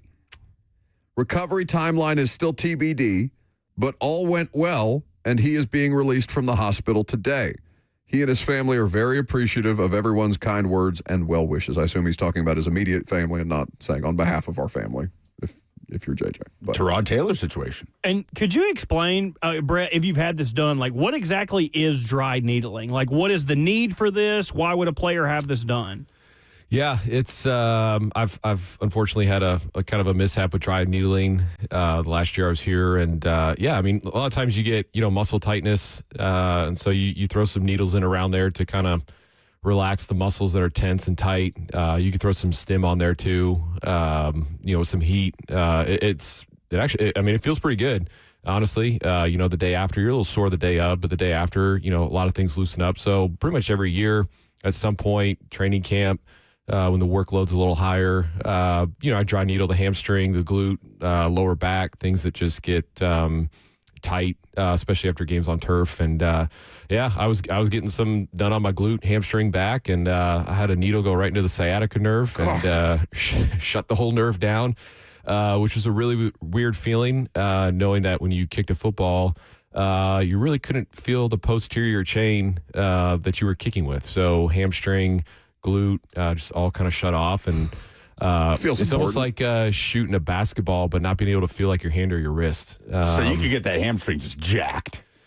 Yeah, I'd be doing hamstring curls, and the left side would be like, "Oh, we're tiring out here. We're getting to the end," and the right side just keeps on going. Reps of 100, just feel it. Brett, why is your right hamstring so much bigger than your left? Yes. Oh my goodness. But yeah, it took about 6 months to finally kind of kick back on. So I had to do some additional work to get that nerve back kicking. So stuff happens. Whether sometimes chiropractor can get somebody the wrong way, during an adjustment. You look at Tyrod Taylor and now TJ Watt. So it's unfortunate. Glad he's okay though, because that's collapsed lung. That is scary. Yeah, scary. That requires surgery. Was Tyrod Taylor's that serious? Collapsed lung? I believe so, it was a collapsed lung. Man, I think it also required surgery. You might look it up just to confirm, Lucas, but I think it was also a surgery situation. I thought he had something like, didn't he have like a cracked rib or two? And he was getting like a shot, like a pain shot. Yeah, he was getting a pain-killing injection for a cracked rib. From the team doctor. Yes, and where they punctured his lung. And his was a full puncture and not a partial puncture. Goodness. That's scary stuff, man. Now, something you brought up to us during the break that I think is also just worth mentioning here is that sometimes these people are not outright team employees, but sometimes teams will contract. Yeah, you can hire in, whether it's chiropractor, massage people, stretch people. I mean, there's different categories depending on what your trainers are looking for and what they want to bring in. Some are obviously hired by the team, and some aren't. So I don't know who's given the needling. If it was an actual trainer through the Steelers, or if they brought. Sometimes teams will bring people in, at certain times to do procedures like that. So that's pretty crazy. Chiropractors terrify me. Love a good session with the chiropractor. I agree. Lucas just hasn't had a good one. Snap, crackle, pop. They're not real doctors. I can't do it, man. They're fake doctors, man. You're not a doctor. I strong disagree. Just having my head in somebody's, it's like, all right, you're going to hear a pop. It's like, I don't want it. I'll just get up and walk out. Multiple pops. Yeah, it's not just a one pop. It's like a whole series of pops. That's why I couldn't get like a big tattoo, even if I wanted to, because they'd get like halfway done. Like, just leave it. It's fine. I'll just take it as is. We should think of what tattoo we should get Lucas at some point. So we have games. We have games. We do not have a full slate of college football games, unfortunately. We have a couple of bowl games. We've got Boise State playing Washington. We've got the Cricket Celebration Bowl, but we're going to stick with one college football game, one of the most enjoyable to watch when it comes to the pageantry, the tradition all year. Army-Navy at M&T Bank Stadium. Army, 6-5, Navy, 9-2. Kind of a threat to make the college football playoff all year. Yeah. Out of the American Conference, both of these teams. Navy, 6.5-point favorites. Yeah, pretty crazy because both teams have quarterbacks that are very similar in their stats. Blake Horvath at Navy, over 1,000 yards rushing, 1040 yards rushing, 6 yards per carry with 14 TDs. And then Army's Cale Helms has rushed for 1,078 yards, so 38 yards more than Blake Horvath. 4 yards per carry, got a lot more attempts, but he has 15 touchdowns. So I started looking at, all right, well, who's better at defending the run? And they're both pretty much tit for tat. Yeah. Navy 58 against the run, allowing 143 per game, and then Army 63rd, allowing 147. So, Army's 6-5. They only lost to Tulane by 7, North Texas by 7 in OT, and Navy lost to North Texas by 14. But they also beat, USF by 3 and Memphis by 11. So I think it's going to be a very close game. Both kind of do the same thing. You said 6.5. I think Army's going to. I think Army's going to cover. Yeah, I'm not sure what to do about the spread. Army to cover seems like an interesting pick there. I would probably take Navy just because their scoring pace. They're 32 points per game, and they only throw it. I think they're averaging 12 times a game right now. The quarterback Blake Horvath is hitting 62% of his passes right now. He's got 9 touchdowns, but obviously the run game is where they thrive. I think I'm going to take Navy to cover in this particular situation. It's really tough. I mean, you can flip a coin on this one. You never know. Army Navy has always seemed low scoring, close games. They've had a bunch of games in the snow over the years, and it's just a great game to watch. The 3 before last year were all like down to the wire, one-score games. 2022, it went to double OT. Army won in 22 and 23. Navy routed them last year. 31-13 was the final. So Army looking for some get back. All right, let's take it to the NFL, starting with the best game of the noon slate in the AFC East. I thought you were going to do Boise State, Washington, no? Oh, no. We'll stick with Army-Navy for the college slate. Patriots at home against Buffalo. New England won the game in Buffalo earlier this season. The Bills are 1.5-point road favorites, Brett, to New England, who has not lost a game since their 1-2 start to the season. Here they are at 11-2. Insane. Yeah, Drake May, he's one of 8 quarterbacks since 1950 to win at least 10 straight games in his first 2 seasons of his career, which is pretty crazy. Patriots, they can clinch the AFC East with a win, which would be their 21st division title since the 1970 merger. James Cook, he's second in the NFL. He's not really far behind JT. He's second in the NFL in rushing. But the first time they came around, he had 49 yards for 15 carries in that first matchup in Buffalo. New England's solid against the run. They're third in the NFL. And Buffalo is bottom 5 in rushing defense. They're allowing 135 per game. So I'll be curious to see if Josh McDaniels leans towards, kind of being heavy with the rush with Travion and Ramondre. But obviously, really everybody wants to see Drake and Josh battle it out in their, both unique ways and effective ways. So, Josh can get you with his ability, to extend the play with the legs. Drake can do that too. But, to see Drake May still over 70% completion percentage, 26 TDs, 5 INTs.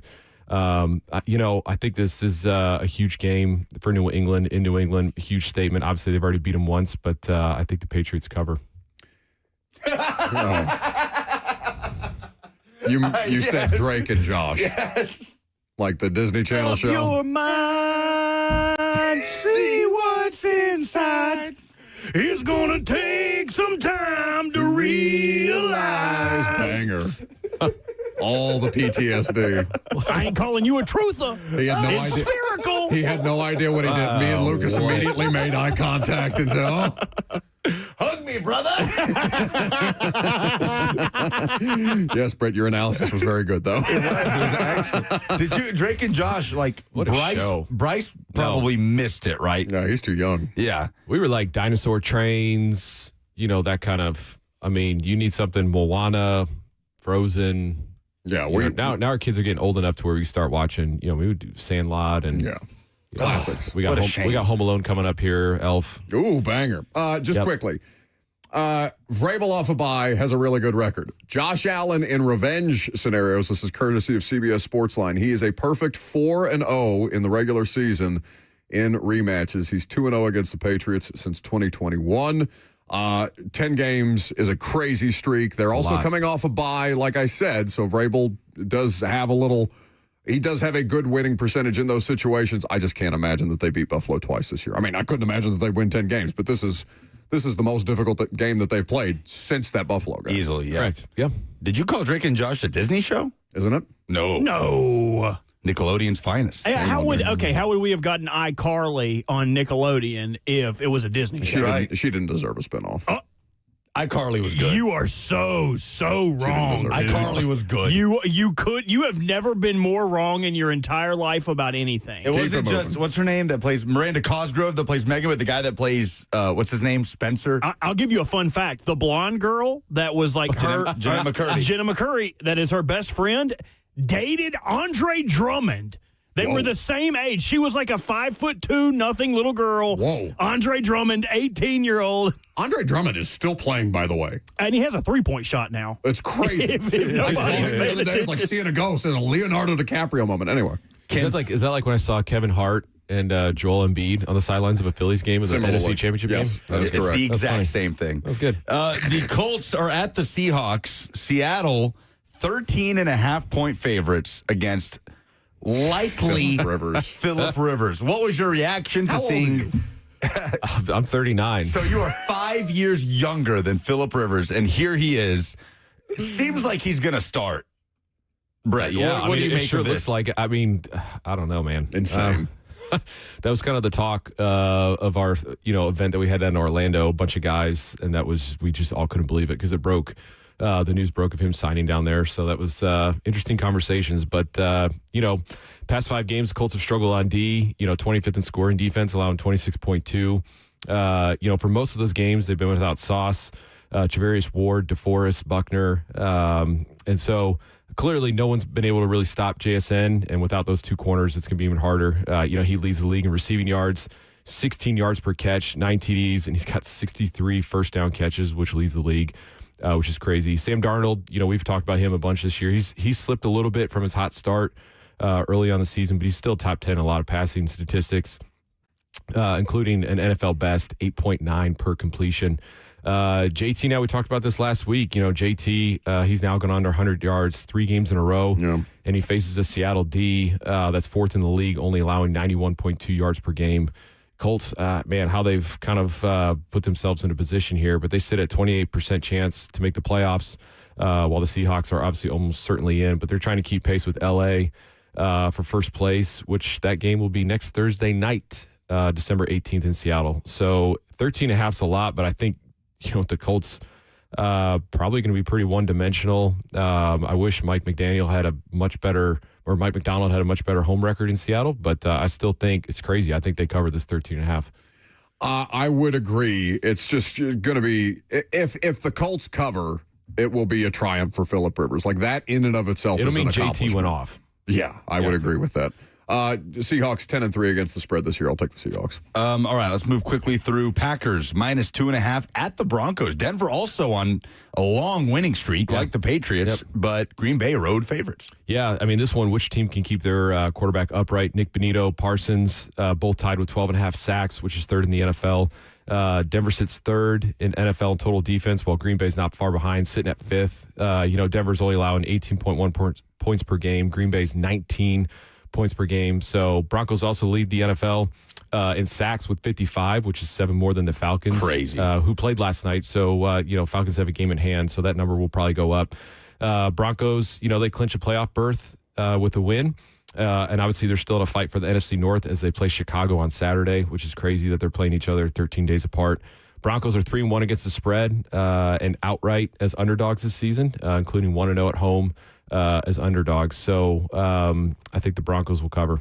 It's the rare time I think Vegas is overthinking it. I don't think that Denver should be penalized for playing in all these close games. I'd take them plus the 2.5. I'd take them money line. I think they win it outright. They are a good football team, top to bottom, and I don't think that they should be penalized for winning close games. Crazy that both NFL teams on the longest active win streak are home dogs this Sunday. That's crazy. Lions are at the Rams. Rams are 5.5-point favorites. Los Angeles 10-3. Detroit 8-5.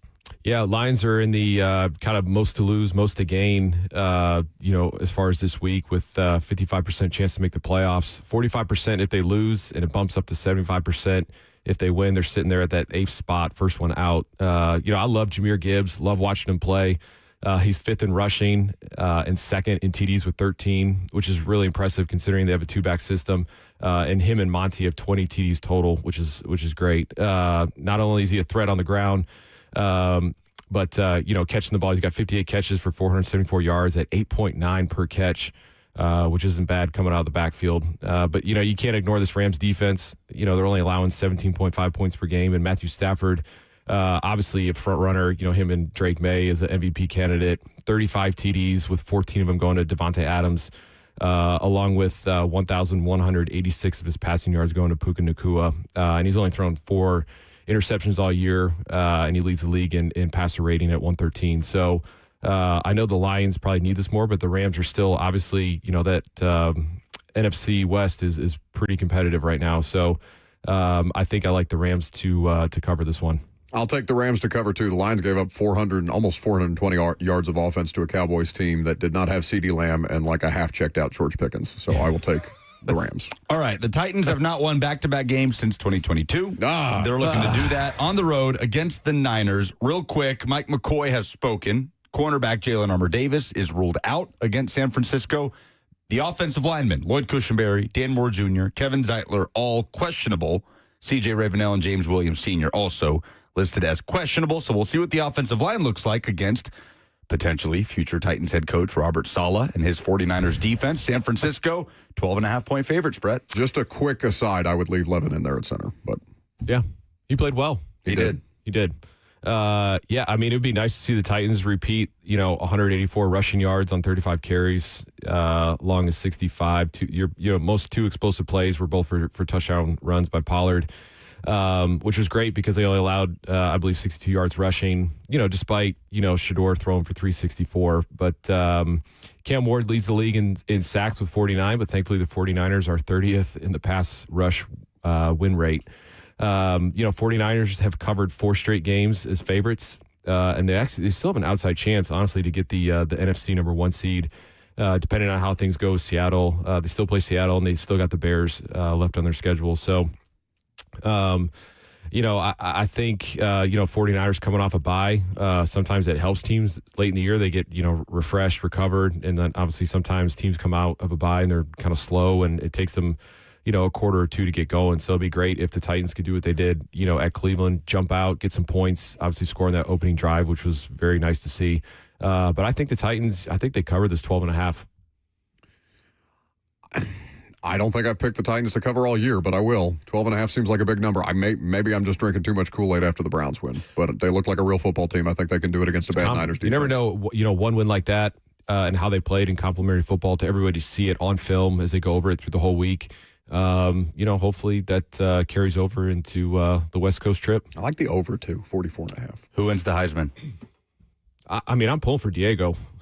Yeah. He's, Fernando might have a little bit better stats. Obviously, he's got more touchdown passes and less picks. But, Diego, I wrote it down. Diego's, 826 yards rushing or something like that.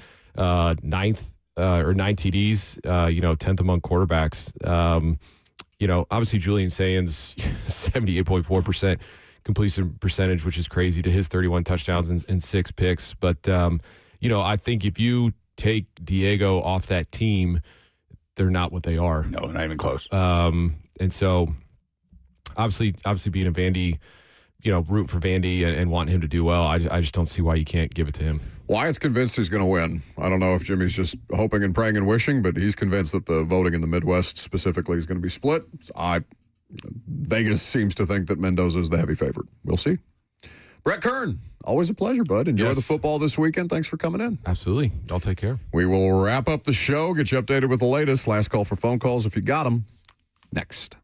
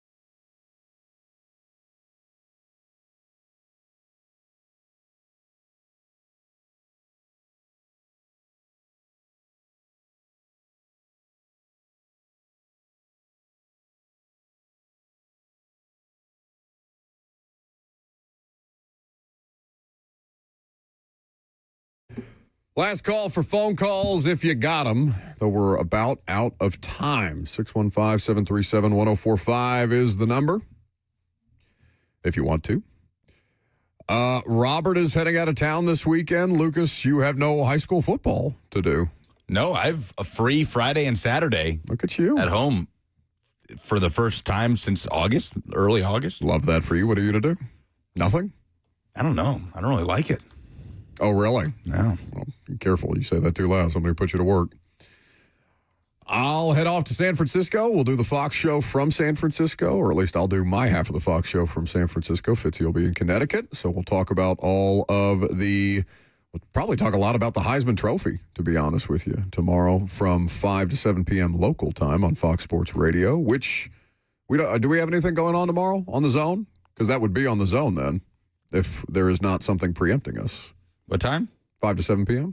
Oh, I'm basketball? I'm not sure if we're going to have Army Navy. I'm looking it up as we speak. Okay, you let me know. Yeah. If not, that Army Navy we will certainly talk about Army Navy as well.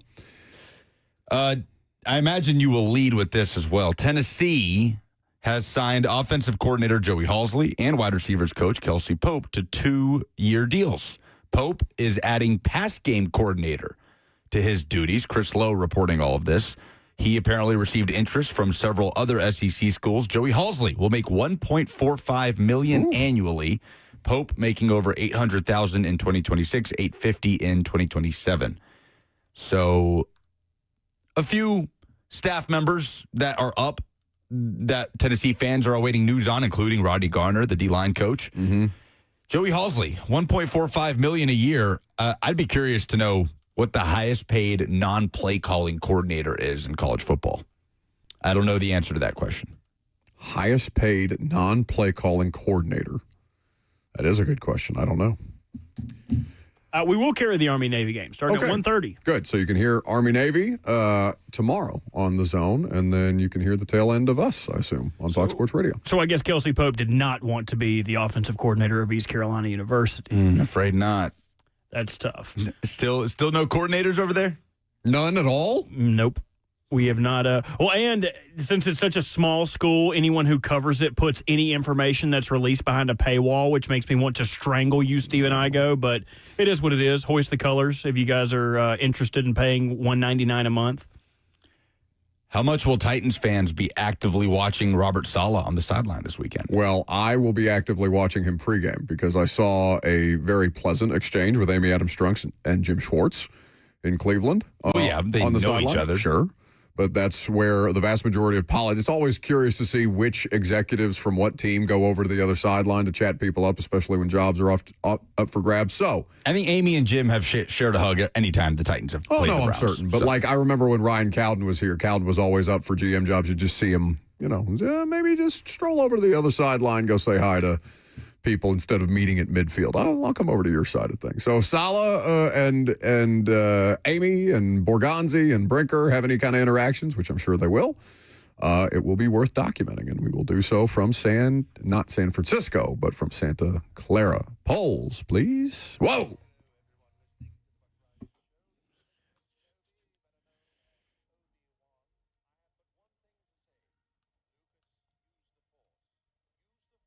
I know why that guy charged me so much money. He did my whole yard. He scraped the entire yard, put the cardboard down, then mulched because they're going to put all kind of new plants in the yard.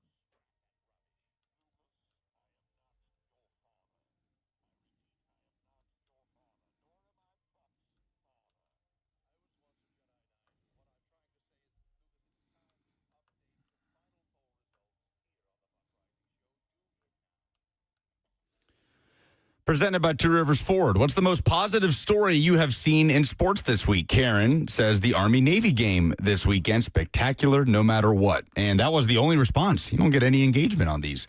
Who wins the Heisman Trophy? Fernando Mendoza, the overwhelming favorite, 62%. Pavia gets only 31% of the votes. Julian Sand and Jeremiah Love, single digits. There's always the one or two finalists that everybody's like, yeah, we know it's not going to be them.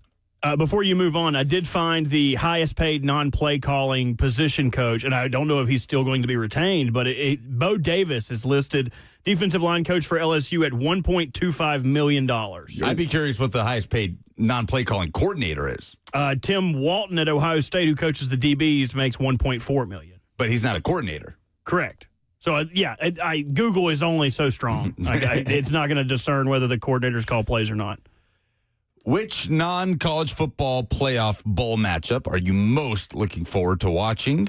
Tim says Vandy in the ReliaQuest Bowl. Keith says at this point it's Michigan-Texas for lots of different reasons. Yes, the Michigan story continues to unwind, and Sharon Moore has been charged with 3 different crimes, one of which is a felony. What bowl game sponsor has most successfully influenced you? Jimmy says Pop-Tart, the correct answer. Nash Tiger just has a GIF of a Duke's Mayo mascot dancing on the sideline. It's the Pop-Tart. It is.